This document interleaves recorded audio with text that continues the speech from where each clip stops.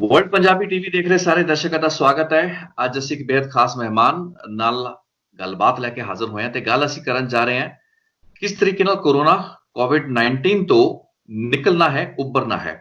Post ਕੋਵਿਡ-19 ਯਾਨੀ ਕਿ ਜਦੋਂ ਵੀ ਲੋਕਡਾਊਨ ਤੋਂ ਮੁਲਕ, ਸੂਬਾ, ਪੂਰੀ ਦੁਨੀਆ ਨਿਕਲਦੀ ਹੈ, ਉਸ ਵਕਤ ਦਾ ਰਿਵਾਈਵਲ ਪਲਾਨ, ਗਰੋਥ ਪਲਾਨ ਕੀ ਹੋਣਾ ਚਾਹੀਦਾ ਹੈ, ਕੀ ਹੋ ਸਕਦਾ ਹੈ ਤੇ ਇਸ ਸੰਕਟ ਨੇ ਸਾਨੂੰ ਕੀ ਸਬਕ ਦਿੱਤੇ ਨੇ, ਕਿਹੜੇ-ਕਿਹੜੇ ਖੇਤਰ ਜ਼ਿਆਦਾ ਅਹਿਮੀਅਤ ਮੰਗਦੇ ਰਹੇ ਨੇ ਪਿਛੋਕੜ ਦੇ ਵਿੱਚ, ਲੇਕਿਨ ਅਸੀਂ, ਸਾਡਾ ਸਮਾਜ, ਸਾਡੀ ਸੁਸਾਇਟੀ, ਸਾਡੀ ਸਰਕਾਰਾਂ, ਸਾਡੀ ਗਵਰਨਮੈਂਟ ਜਾਂ ਗਵਰਨੈਂਸ ਸਿਸਟਮ ਉਹਨਾਂ ਖੇਤਰਾਂ ਨੂੰ ਜ਼ਿਆਦਾ ਤਵੱਜੋ ਨਹੀਂ ਦੇ ਪਾਏ।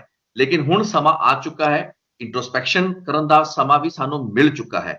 ਲੇਕਿਨ ਇਮੀਡੀਏਟਲੀ ਜਦੋਂ ਲੋਕਡਾਊਨ ਖਤਮ ਹੁੰਦਾ ਉਸ ਤੋਂ ਬਾਅਦ ਤਾਂ ਜਿਹੜੀ ਰਿਵਾਈਵਲ ਹੈ, ਵਾਪਸ ਮੁੜ ਲੀ ਤੇ ਲੈ ਕੇ ਆਣਾ ਅਰਥਚਾਰੇ ਨੂੰ, ਸਾਡੇ ਪੂਰੇ ਸਿਸਟਮਸ ਨੂੰ, ਸਾਡੀ ਇਕੋਨੋਮੀ ਨੂੰ, ਸਾਡੇ ਜਿਹੜੇ ਫੰਕਸ਼ਨਲ ਇੰਸਟੀਟਿਊਸ਼ਨਸ ਹੈਗੇ ਨੇ ਉਹਨਾਂ ਨੂੰ ਇੱਕ ਬਹੁਤ ਵੱਡਾ ਚੈਲੰਜ ਰਹਿਣ ਜਾ ਰਿਹਾ ਹੈ। ਤੇ ਪੰਜਾਬ ਸਰਕਾਰ ਨੇ ਇਸ ਲਈ ਇੱਕ 20 ਮੈਂਬਰੀ ਐਕਸਪਰਟ ਗਰੁੱਪ ਦੀ ਵੀ ਸਥਾਪਨਾ ਕੀਤੀ ਹੈ, ਉਸ ਦੀ ਅਨਾਉਂਸਮੈਂਟ ਕੀਤੀ ਹੈ। ਮੌਂਟੇਕ ਸਿੰਘ ਅਲੂਵਾਲੀਆ ਉਸ ਦਾ ਮੁਖੀ ਲਾਇਆ ਗਿਆ ਹੈ, ਜੋ ਕਿ ਸਾਬਕਾ ਫਾਈਨੈਂਸ ਸੈਕਟਰੀ ਰਹਿ ਚੁੱਕੇ ਨੇ। ਕਾਫੀ ਆਸਾਂ ਉਮੀਦਾਂ ਨੇ, ਲੇਕਿਨ ਟਾਈਮਲਾਈਨਸ ਬੜੀਆਂ ਵੱਖਰੀਆਂ ਨੇ। ਦਸੰਬਰ ਤੱਕ ਜਾ ਕੇ ਅਲੱਗ-ਅਲੱਗ ਪੜਾਅ ਦੇ ਵਿੱਚ ਇਸ ਐਕਸਪਰਟ ਗਰੁੱਪ ਨੇ ਆਪਣੀ ਰਿਪੋਰਟ ਦੇਣੀ ਹੈ। ਕਿੰਨੀ ਕੁ ਕਾਰਗਰ ਹੋਏਗੀ, ਕਿੰਨੀ ਪ੍ਰੈਕਟੀਕਲ ਹੋਏਗੀ, ਕਈ ਸਵਾਲ ਹੈਗੇ ਨੇ। ਸਾਡੇ ਨਾਲ ਇੱਕ ਬਹੁਤ ਖਾਸ ਮਹਿਮਾਨ ਅੱਜ ਇਸ ਪੂਰੇ ਮੁੱਦੇ ਉੱਤੇ ਗੱਲਬਾਤ ਕਰਨ ਲਈ ਜੁੜ ਰਹੇ ਨੇ, ਜੋ ਕਿ ਇਹਨਾਂ ਡਿਵੈਲਪਮੈਂਟ ਦੇ ਨਾਲ ਜੁੜੇ ਹੋਏ ਕੋਰ ਇਸ਼ੂਜ਼, ਸਿਹਤ, ਸਿੱਖਿਆ ਜਾਂ ਹੋਰ तमाम ਇਸ਼ੂਜ਼ ਦੇ ਨਾਲ ਬਹੁਤ ਨੇੜਤਾ ਤੋਂ ਤੇ ਬਹੁਤ ਬਾਰੀਕੀ ਦੇ ਨਾਲ ਉਸ ਦੀ ਨਜ਼ਰ ਉਸ ਤੇ ਰੱਖਦੇ ਨੇ। Doctor Pramod Kumar institute of development and communication ਦੇ ਡਾਇਰੈਕਟਰ ਸਾਹਿਬ ਤੇ ਗਵਰਨੈਂਸ ਰਿਫਾਰਮਸ ਕਮਿਸ਼ਨ ਜਿਹੜੀਆਂ ਪੰਜਾਬ 'ਚ ਰਹੀਆਂ ਨੇ ਉਹਨਾਂ ਦੇ ਸਾਬਕਾ ਚੇਅਰਮੈਨ ਵੀ ਰਹੇ ਨੇ। ਡਾਕਟਰ ਸਾਹਿਬ, ਬਹੁਤ ਬਹੁਤ ਸਵਾਗਤ ਹੈ ਵਰਲਡ ਪੰਜਾਬੀ ਟੀਵੀ ਦੇ ਸਾਡੇ ਨਾਲ ਇਸ ਚਰਚਾ ਵਿੱਚ ਸ਼ਿਰਕਤ ਕਰਨ ਲਈ। ਸਭ ਤੋਂ ਪਹਿਲਾਂ ਤਾਂ ਤੁਹਾਡਾ ਪ੍ਰਾਇਮਰੀ ਟੇਕ ਸਰ ਸਮਝਣਾ ਚਾਹਾਂਗਾ ਵੀ ਇਸ ਪੂਰੇ ਹਾਲਾਤ ਦੇ ਵਿੱਚ ਜਿਸ ਤਰੀਕੇ ਨਾਲ ਪੰਜਾਬ ਸਰਕਾਰ ਨੇ ਇਸ ਵਕਤ ਪੂਰੀ ਸਿਚੁਏਸ਼ਨ ਨੂੰ ਹੈਂਡਲ ਕੀਤਾ ਹੈ ਤੇ ਜੋ ਆਉਣ ਵਾਲੇ ਸਮੇਂ 'ਚ ਉਹਨਾਂ ਨੇ ਪੋਸਟ ਕੋਵਿਡ-19 ਹੈਂਡਲ ਕਰਨਾ ਹੈ, ਇਹ ਦੋਵੇਂ ਸਿਨਾਰੀਓਸ ਵੱਖਰੇ ਹੈਗੇ ਨੇ। ਦੇਖੋ, ਗੱਲ ਇਹ ਹੈ ਕਿ ਇਹ ਕੋਈ ਸਰਕਾਰਾਂ ਦੇ ਜਿਸ ਤਰ੍ਹਾਂ ਸਰਕਾਰਾਂ ਚੱਲਦੀਆਂ ਰਹੀਆਂ ਨੇ, ਇਹ ਉਹਨਾਂ ਦੇ ਕਾਰਗੁਜ਼ਾਰੀ ਤੇ ਵੀ ਇੱਕ ਕਮੈਂਟ ਹੈ। ਕੋਵਿਡ ਜਿਹੜਾ ਇਹ ਆਇਆ, ਇਹ ਖਾਲੀ ਪੰਜਾਬ ਸਰਕਾਰ ਜਾਂ ਹਿੰਦੁਸਤਾਨ ਦੀ ਸਰਕਾਰ ਉਹਦੇ ਤੇ ਨਹੀਂ ਹੈ, ਸਾਰੇ ਵਰਲਡ ਦੀਆਂ ਸਰਕਾਰਾਂ ਤੇ ਜਿਸ ਹਿਸਾਬ ਸਿਰ ਪਿਛਲੇ 4-5 ਡਿਕੇਡ ਤੋਂ ਕੰਮ ਹੁੰਦਾ ਰਿਹਾ, ਉਹ ਤੇ ਕਮੈਂਟ ਹੈ। ਹੁਣ ਪਹਿਲਾ ਕਮੈਂਟ ਕੀ ਹੈ? ਪਹਿਲਾ ਤੇ ਇਹ ਹੈ ਕਿ ਇਹ ਜਿਹੜੀ ਇੱਕ ਨੇਚਰ ਨੂੰ ਜਿਸ ਤਰ੍ਹਾਂ ਅਸੀਂ ਮਿਸਯੂਜ਼ ਕੀਤਾ ਆਪਣੀ ਕੰਜ਼ੰਪਸ਼ਨ ਲਈ, ਕੌਨਸਪੀਕੂਅਸ ਕੰਜ਼ੰਪਸ਼ਨ ਲਈ ਹੈ, ਅਸੀਂ ਨੇਚਰ ਨੂੰ ਤਹਿਸ ਨਹਿਸ ਕਰਤਾ, ਉਹਦੇ ਚੋਂ ਇਦਾਂ ਦੇ ਵਾਇਰਸ ਨਿਕਲ ਕੇ ਅੱਗੇ ਆ ਰਹੇ ਨੇ। ਔਰ ਸਾਨਾ ਪਹਿਲੀ ਜਿਹੜੀ ਗੱਲ ਸਮਝ ਆ ਰਹੀ ਹੈ ਕਿ ਜਿਹੜੇ ਸਾਰੇ ਆਪਣੇ ਆਪ ਨੂੰ ਬੜੇ ਪਾਵਰਫੁਲ ਸਮਝਦੇ ਸੀ, Z++ ਸਿਕਿਉਰਿਟੀ ਲੈ ਕੇ ਸਮਝਦੇ ਸੀ ਅਸੀਂ ਸਿਕਿਉਰ ਹੋ ਗਏ, ਅੱਜ ਉਹ ਘਰ 'ਚ ਬੈਠੇ ਨੇ। ਔਰ ਉਹਦੇ ਨਾਲ ਨਾਲ ਜਿੰਨੀ ਜਿਹੜੀ ਮਾਰਕੀਟ ਸੀ, ਜਿਹਨੂੰ ਆਲ ਪਾਵਰਫੁਲ ਮੰਨਿਆ ਜਾਂਦਾ ਸੀ, ਜਿਹੜਾ ਤੁਸੀਂ ਐਕਸਪਰਟ ਗਰੁੱਪ ਦੀ ਗੱਲ ਕਰ ਰਹੇ ਹੋ, ਉਹਦੇ 'ਚ ਕਾਫੀ ਲੋਕ ਇਸ ਮਾਰਕੀਟ ਦੇ ਸ਼ਾਗਿਰਦ ਰਹੇ ਨੇ। ਉਹ ਸਮਝਦੇ ਸੀ ਮਾਰਕੀਟ ਦੇ ਰਾਹੀਂ ਸਮਾਜ ਦਾ ਉਦਾਰ ਹੋ ਸਕਦਾ ਹੈ, ਲੋਕਾਂ ਦੀਆਂ ਜ਼ਰੂਰਤਾਂ ਪੂਰੀਆਂ ਹੋ ਸਕਦੀਆਂ ਨੇ। ਮੈਂ ਸਮਝਦਾ ਉਹਨਾਂ ਲਈ ਸਾਰਾ ਨਾਲੋਂ ਵੱਡਾ ਇੱਕ ਲੈਸਨ ਹੈ ਕਿ ਅੱਜ ਮਾਰਕੀਟ ਵੀ ਕਰੰਬਲ ਕਰ ਰਹੀ ਹੈ ਇਸ ਵਾਇਰਸ ਅੱਗੇ। ਔਰ ਤੀਜਾ ਜਿਹੜਾ ਲੈਸਨ ਹੈ, ਸਾਇੰਸ ਜਿਹੜੀ ਹੈ, ਜਿਹਨੂੰ ਬਿਲਕੁਲ ਨਿਗਲੈਕਟ ਕੀਤਾ ਗਿਆ, ਔਰ ਉਹ ਸਾਇੰਸ ਵੀ ਅੱਜ ਸਟਰਗਲ ਕਰ ਰਹੀ ਹੈ। ਮਾਰਕੀਟ ਕੋਲੈਪਸ ਕਰ ਰਹੀ ਹੈ, ਸਾਇੰਸ ਸਟਰਗਲ ਕਰ ਰਹੀ ਹੈ, ਲੀਡਰ ਪਾਵਰਲੈਸ ਨੇ। ਅੱਜ ਅਸੀਂ ਉੱਥੇ ਖੜੇ ਹਾਂ ਔਰ ਮੈਸੇਜ ਕੀ ਦੇ ਰਹੇ ਹੋ ਲੋਕਾਂ ਨੂੰ ਕਿ ਆਪਣੀ ਜਾਨ ਬਚਾਉਣੀ ਹੈ ਤੇ ਬਚਾ ਲਓ, ਹੁਣ ਤੁਹਾਡੇ ਹੱਥ 'ਚ ਹੈ ਸਾਰਾ ਕੁਝ। ਔਰ ਉਸ ਦੇ ਸੰਦਰਭ 'ਚ ਜੇ ਤੁਸੀਂ ਕਮੇਟੀਆਂ ਦੀ ਸੰਰਚਨਾ ਦੇਖੋ, ਇਸ ਬੋਰਡ ਤੇ ਪਹੁੰਚੇ ਹੀ ਉਹਨਾਂ ਕਮੇਟੀਆਂ ਕਰਕੇ। ਤੇ ਇਹਦਾ ਮਤਲਬ ਇਹ ਹੈ ਕਿ ਸਰਕਾਰਾਂ ਨੂੰ, ਦੇਸ਼ਾਂ ਨੂੰ, ਸਟੇਟਾਂ ਨੂੰ ਇੱਕ ਲੈਸਨ ਲੈਣ ਦੀ ਲੋੜ ਹੈ। ਹੁਣ ਕੀ ਲੈਸਨ ਹੈ? ਮੈਨੂੰ ਜਿਹੜਾ ਸਾਰਿਆਂ ਨਾਲੋਂ ਪਹਿਲਾਂ ਇੱਕ ਲੈਸਨ ਜਿਹੜਾ ਮੇਰੇ ਸਮਝ ਆਇਆ ਉਹ ਇਹ ਹੈ ਕਿ ਜਿਹੜਾ ਅਸੀਂ ਬੇਸਿਕ ਚੀਜ਼ਾਂ ਹੁੰਦੀਆਂ ਹਿਊਮਨ ਐਗਜ਼ਿਸਟੈਂਸ ਲਈ, ਅਸੀਂ ਉਹਨਾਂ ਨੂੰ ਛੱਡਤਾ। ਫॉर ਐਗਜ਼ਾਮਪਲ, ਅੱਜ ਸਾਰਾ ਕ੍ਰਾਈਸਿਸ, ਲਗਜ਼ਰੀਜ਼ ਤੁਹਾਡੇ ਕੋਲ ਸਾਰੀਆਂ ਨੇ, ਪਰ ਤੁਹਾਡੇ ਕੋਲ ਬੇਸਿਕਸ ਹੈ ਨਹੀਂ। ਤੁਸੀਂ ਬਾਹਰ ਨਹੀਂ ਨਿਕਲ ਸਕਦੇ, ਮਰਸੀਡੀਜ਼ ਕਾਰ ਖੜੀ ਬਾਹਰ, ਪਰ ਤੁਸੀਂ ਜਾ ਨਹੀਂ ਸਕਦੇ ਕਿਤੇ ਹੈ। ਪਰ ਤੁਹਾਨੂੰ ਚਾਹੀਦਾ ਕੀ ਹੈ? ਸੈਨੀਟਾਈਜ਼ਰ। ਤੁਹਾਡੇ ਘਰ ਦੇ ਬਾਹਰ ਸਾਰੇ ਵੱਡੀਆਂ ਫੈਸਿਲਿਟੀਜ਼ ਨੇ, ਸਾਰਾ ਕੁਛ ਹੈ ਘਰ 'ਚ, ਮਾਈਕ੍ਰੋਵੇਵ ਨੇ, ਤੁਹਾਨੂੰ ਚਾਹੀਦਾ ਹੈ ਵੈਂਟੀਲੇਟਰ, ਉਹ ਹੈ ਨਹੀਂ। ਤੁਸੀਂ ਅੱਜ ਕਿੱਥੇ ਲਿਆ ਕੇ ਖੜਾ ਕਰਤਾ ਕਿ ਬੇਸਿਕ ਛੱਡ ਕੇ ਬਾਕੀ ਸਾਰਾ ਕੰਮ ਅਸੀਂ ਕਰ ਲਿਆ। ਇਹ ਕਿਉਂ ਹੋਇਆ? ਕਿ ਲਗਜ਼ਰੀ ਸਾਰੀ ਨੇ ਪਰ ਸਰਵਾਈਵਲ ਹੈ ਨਹੀਂ। ਸਰਵਾਈਵਲ ਕਿਉਂ ਨਹੀਂ ਹੈਗਾ? ਇਹ ਮੈਨੂੰ ਲੱਗਦਾ ਸਾਰਿਆਂ ਨਾਲੋਂ ਇੱਕ ਵੱਡਾ ਪ੍ਰਸ਼ਨ ਸਾਡੇ ਅੱਗੇ ਉੱਠ ਕੇ ਆਇਆ। ਦੂਜਾ ਪ੍ਰਸ਼ਨ ਇਹ ਆਇਆ ਕਿ ਅੱਜ ਜੇ ਸਾਰਾ ਕ੍ਰਾਈਸਿਸ ਹੈ, ਜਿੰਨਾ ਤੁਸੀਂ ਪ੍ਰਾਈਵੇਟਾਈਜੇਸ਼ਨ ਕੀਤੀ, ਆਊਟਸੋਰਸ ਕਰਤੀ ਸਰਕਾਰ। ਪਿਛਲੇ ਤੁਸੀਂ ਦੇਖੋ 30 ਸਾਲ 'ਚ ਇਹ ਜਿਹੜੇ ਲੋਕ ਸਾਰੇ ਹੁਣ ਇਸ ਵੇਲੇ ਫਿਰ ਦੁਬਾਰਾ ਉਹੀ ਕੰਮ ਕਰ ਰਹੇ ਨੇ, ਇਹਨਾਂ ਨੇ ਸਰਕਾਰ ਨੂੰ ਆਊਟਸੋਰਸ ਕਰਤਾ। ਜਿੰਨੇ ਵੈਲਫੇਅਰ ਦੇ ਫੰਕਸ਼ਨ ਨੇ ਸਰਕਾਰ ਨੇ ਕਰਨੇ ਸੀ, ਉਹ ਸਰਕਾਰ ਨੂੰ ਕਰਨ ਆਊਟਸੋਰਸ ਕਰਤੇ ਗਏ, ਔਰ ਅੱਜ ਸਰਕਾਰ ਹੈਲਪਲੈਸ ਹੈ। ਪਰ ਮਦਦ ਚ ਸਰਕਾਰ ਹੀ ਆ ਰਹੀ ਹੈ, ਸਟੇਟ ਆ ਰਹੀ ਹੈ। ਸਟੇਟ ਤੋਂ ਇਲਾਵਾ ਪ੍ਰਾਈਵੇਟ ਸੈਕਟਰ ਘਰ ਬੈਠ ਗਿਆ। ਪ੍ਰਾਈਵੇਟ ਸੈਕਟਰ ਇਹ ਕਹਿੰਦਾ ਕਿ ਦੇਖੋ ਅਸੀਂ ਪਹਿਲੇ ਬਣਾਉਂਦੇ ਸੀ ਕਾਰਾਂ, ਹੁਣ ਅਸੀਂ ਵੈਂਟੀਲੇਟਰ ਬਣਾਉਣ ਨੂੰ ਤਿਆਰ ਹਾਂ। ਅਸੀਂ ਪਹਿਲੇ ਬਣਾਉਂਦੇ ਸੀ, JCT ਕਹਿੰਦਾ ਸੀ ਵਧੀਆ ਸੂਟ ਬਣਾਉਂਦੇ ਸੀ, ਹੁਣ ਆਪਾਂ ਡਾਕਟਰਾਂ ਦੇ ਜਿਹੜੇ ਉਹ ਵਧੀਆ ਜਿਹੜੇ ਗਾਊਨ ਨੇ, ਪ੍ਰੋਟੈਕਸ਼ਨ ਗਾਊਨ ਬਣਾਉਣ ਨੂੰ ਤਿਆਰ ਹਾਂ। ਅਸੀਂ ਮਾਸਕ ਉਹ ਵੀ ਇਸ ਵਾਸਤੇ ਤਿਆਰ ਹੋਏ ਨੇ ਕਿਉਂਕਿ ਪਤਾ ਹੈ ਕਿ ਮਾਰਕੀਟ 'ਚ ਉਹਦੀ ਡਿਮਾਂਡ ਵਧਣੀ ਹੈ, ਜਿਵੇਂ ਚੀਨ ਨੇ ਬਣਾਉਣੀ ਸ਼ੁਰੂ ਕਰਤੀਆਂ ਸਾਰੀਆਂ ਚੀਜ਼ਾਂ। ਨਹੀਂ, ਉਹਦੇ ਵਿੱਚ ਵੀ ਇਕਨੋਮੀ, ਮਾਰਕੀਟ ਇਕਨੋਮੀ ਦੀ ਪ੍ਰੇਰਣਾ ਹੈ। ਨਹੀਂ, ਉਹਨਾਂ ਦੀ ਪ੍ਰੇਰਣਾ ਪ੍ਰੋਫਿਟ ਹੈ। ਮੇਰਾ ਕਹਿਣ ਦਾ ਭਾਵ ਸਿਰਫ ਇੰਨਾ ਹੈ ਕਿ ਪ੍ਰਾਈਵੇਟ ਸੈਕਟਰ ਕਹਿੰਦਾ ਟੈਸਟ ਚੰਗਾ ਜੀ, ਟੈਸਟ ਕਰਦੇ ਆ, ਪਰ ਟੈਸਟ ਅਸੀਂ 4500 ਰੁਪਏ ਲਵਾਂਗੇ। ਇੱਕ ਵਰਕਰ ਦੀ ਤਨਖਾਹ ਹੀ 4500 ਰੁਪਏ, ਵਿਚਾਰਾ ਟੈਸਟ ਕਿੱਥੋਂ ਕਰਾ ਲੇਗਾ? ਤੁਸੀਂ ਇਹ ਜਿਹੜੇ ਲੋਕ ਨੇ ਪ੍ਰਾਈਵੇਟ ਨੇ ਤੇ ਆਪਣੇ ਪ੍ਰੋਫਿਟ ਕਮਾਣਾ।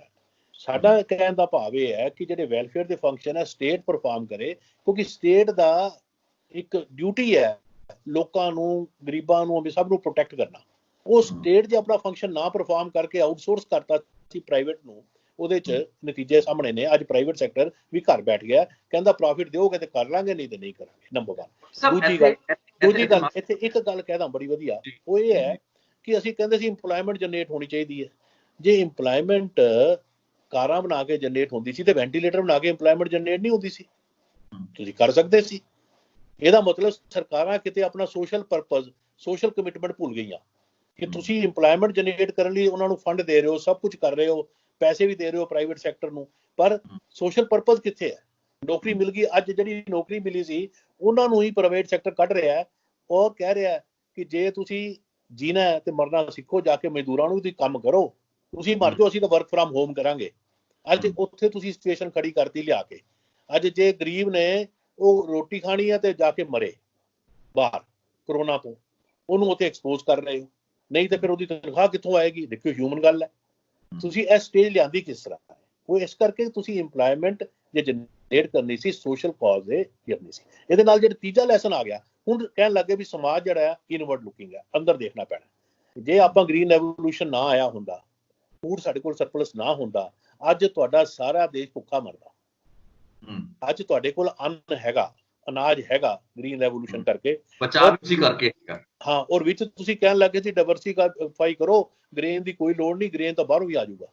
ਜੇ ਅੱਜ ਤੁਹਾਨੂੰ ਗ੍ਰੇਨ ਬਾਹਰੋਂ ਮੰਗਾਉਣਾ ਪੈਂਦਾ ਤੇ ਤੁਸੀਂ ਬੈਂਕਰਪਟ ਹੋ ਜਾਂਦੇ ਤੇ ਫੂਡ ਰਾਈਟਸ ਹੋ ਜਾਣੇ ਸੀ। ਸੋ ਮੈਨੂੰ ਲੱਗਦਾ ਵੀ ਜਿਹੜਾ ਸੋਸ਼ਲ ਕਾਜ਼ ਹੈ ਕਿ ਫੂਡ ਸਿਕਿਉਰਿਟੀ, ਫੂਡ ਸੋਵਰੇਨਿਟੀ ਨਾਲ ਲਿੰਕਡ ਹੈ, ਲੋਕਾਂ ਦਾ ਸਰਵਾਈਵਲ ਲਿੰਕ ਹੈ। ਅਸੀਂ ਫੂਡ ਨੂੰ ਭੁੱਲ ਕੇ ਡਾਈਵਰਸਿਫਾਈ ਇਨਕਮ ਵਧਾਉਣ ਦੇ ਚੱਕਰ 'ਚ ਪੈ ਗਏ, ਇੰਪਲੋਇਮੈਂਟ ਦੇ ਚੱਕਰ। ਇੰਪਲੋਇਮੈਂਟ ਜ਼ਰੂਰੀ ਹੈ, ਇੰਪਲੋਇਮੈਂਟ ਦਾ ਫੂਡ ਪ੍ਰੋਡਿਊਸ ਕਰਕੇ ਵੀ ਹੋ ਸਕਦੀ ਹੈ। ਉਹਦੀਆਂ ਟਰਮ ਤੁਸੀਂ ਇਨਕਮ ਜਨਰੇਸ਼ਨ ਦੀਆਂ ਵਧੀਆ ਕਰ ਸਕਦੇ ਸੀ, ਪਰ ਤੁਸੀਂ ਨਹੀਂ ਸੋਚਿਆ ਅੱਜ ਤੱਕ। ਸੋ ਮੈਨੂੰ ਇਹ ਲੱਗਦਾ ਵੀ ਇੱਕ ਬੜਾ ਵੱਡਾ ਜਿਹੜਾ ਲੈਸਨ ਇਹ ਚੋਂ ਨਿਕਲ ਕੇ ਆ ਰਿਹਾ ਹੈ ਕਿ ਬੈਕ ਟੂ ਦਾ ਬੇਸਿਕਸ ਤੁਹਾਨੂੰ ਜਾਣਾ ਹੀ ਪੈਣਾ। ਸਰਵਾਈਵ ਐਸੈਂਸ਼ੀਅਲ ਕਮੋਡਿਟੀਜ਼ ਤੁਸੀਂ ਕਹਿੰਦੇ ਹੋ ਕੰਜ਼ੂਮ ਕਰ ਲਓ, ਪ੍ਰਾਈਵੇਟ ਸੈਕਟਰ ਵੀ ਕਹਿੰਦਾ ਐਸੈਂਸ਼ੀਅਲ ਕਰੋ, ਨਾਨ ਐਸੈਂਸ਼ੀਅਲ ਨਾ ਕਰੋ। ਤੇ ਨਾਨ ਐਸੈਂਸ਼ੀਅਲ ਸਰਪਲਸ ਨੇ, ਐਸੈਂਸ਼ੀਅਲ ਦੀ ਸ਼ਾਰਟੇਜ ਹੈ, ਤੇ ਕਿੱਥੋਂ ਕੰਜ਼ੂਮ ਕਰੀਏ ਜੀ? ਮਤਲਬ ਕਹਿਣ ਦਾ ਭਾਵ ਇਹ ਹੈਗਾ ਵੀ ਨਾਨ ਐਸੈਂਸ਼ੀਅਲ ਚੀਜ਼ਾਂ ਨੂੰ ਕ੍ਰੀਏਟ ਇਸ ਵਾਸਤੇ ਕੀਤਾ ਗਿਆ ਸੀ ਕਿਉਂਕਿ ਉਹ ਪ੍ਰੋਫਿਟ ਜਿਹੜੀ ਪ੍ਰੋਫਿਟੇਰਿੰਗ ਦੇ ਵਿੱਚੋਂ, ਮਾਰਕੀਟ ਇਕਨੋਮੀ ਦੇ ਵਿੱਚੋਂ ਪੈਦਾ ਕੀਤੀਆਂ ਗਈਆਂ ਐਸਾ ਲੋੜਾਂ ਸਨ ਜਿਨ੍ਹਾਂ ਦੀ ਲੋੜ ਵਾਕਈ ਇਨਸਾਨੀਅਤ ਨੂੰ, ਮਨੁੱਖਤਾ ਨੂੰ ਨਹੀਂ ਸੀ, ਲੇਕਿਨ ਕਿਉਂਕਿ ਉਹਨਾਂ ਨੂੰ ਕ੍ਰੀਏਟ ਕਰਤਾ ਗਿਆ, ਉਹ ਲਗਜ਼ਰੀਜ਼ ਸਨ, ਹੋਰ ਚੀਜ਼ਾਂ ਸਨ।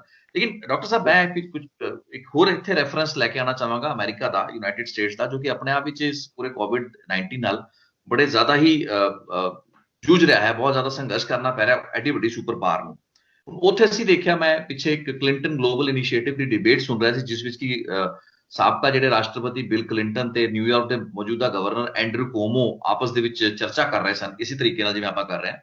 ਤਾਂ ਬਿਲ ਕਲਿੰਟਨ ਨੇ ਸਵਾਲ ਪੁੱਛਿਆ ਸਿਹਤ ਸੇਵਾਵਾਂ ਤੇ ਐਂਡਰੂ ਕੋਮੋ ਨੇ ਕਿਹਾ ਵੀ ਅਸੀਂ ਦੁਨੀਆ ਦਾ ਸੁਪਰ ਪਾਵਰ, ਅਸੀਂ ਆਪਣੇ ਆਪ ਨੂੰ ਮੰਨਦੇ ਸੀ ਜਾਂ ਮੰਨਦੇ ਹਾਂ, ਲੇਕਿਨ ਜਦੋਂ ਮੈਂ ਇੱਥੇ ਪਬਲਿਕ ਹੈਲਥ ਸੇਵਾਵਾਂ ਦੀ ਗੱਲ ਕੀਤੀ ਤੇ ਜਦੋਂ ਅਸੀਂ ਪ੍ਰਾਈਵੇਟ ਹਸਪਤਾਲਾਂ ਕੋਲ ਗਏ, ਜਦੋਂ ਇਹ ਕੋਵਿਡ-19 ਨਿਊਯਾਰਕ ਦੇ ਵਿੱਚ ਫੈਲ ਗਿਆ, ਹਜ਼ਾਰਾਂ ਮੌਤਾਂ ਹੋ ਗਈਆਂ, ਤੇ ਉਸ ਵਕਤ ਪ੍ਰਾਈਵੇਟ ਹਸਪਤਾਲਾਂ ਦੀ ਮਦਦ ਮੰਗੀ ਗਈ ਤੇ ਉਹਨਾਂ ਨੂੰ ਆਪਣੀ ਕੈਪੈਸਿਟੀ ਇਨਹਾਂਸ ਕਰਨ ਲਈ ਕਿਹਾ ਗਿਆ। 100 ਦੇ ਐਗਜ਼ਾਮਪਲ ਦਿੱਤਾ ਗਿਆ ਵੀ ਮੈਂ 100 ਦੇ 150 ਬੈੱਡ ਕਰਨ ਨੂੰ ਕਿਸੇ ਹਸਪਤਾਲ ਨੂੰ, ਪ੍ਰਾਈਵੇਟ ਹਸਪਤਾਲ ਨੂੰ ਕਹਿਤਾ, ਤੇ ਉਹਨਾਂ ਨੂੰ ਸਮਝ ਨਹੀਂ ਆਇਆ ਵੀ ਮੈਂ ਕਿਵੇਂ ਆਪਣੀ ਕੈਪੈਸਿਟੀ ਬਿਲਡਿੰਗ ਕਰਾਂ, ਕਿਉਂਕਿ ਉਹਨਾਂ ਨੇ ਆਪਣੀਆਂ ਜਿਹੜੀਆਂ ਦੁਕਾਨਾਂ ਸੀ ਉਹ ਬਣਾਈਆਂ ਇਸ ਪ੍ਰਕਾਰ ਦੀਆਂ ਸਨ ਵੀ ਉਹ ਪਬਲਿਕ ਹੈਲਥ ਦੇ ਇਸ਼ੂ ਨੂੰ ਐਡਰੈਸ ਨਹੀਂ ਕਰ ਸਕਦੀਆਂ ਸਨ।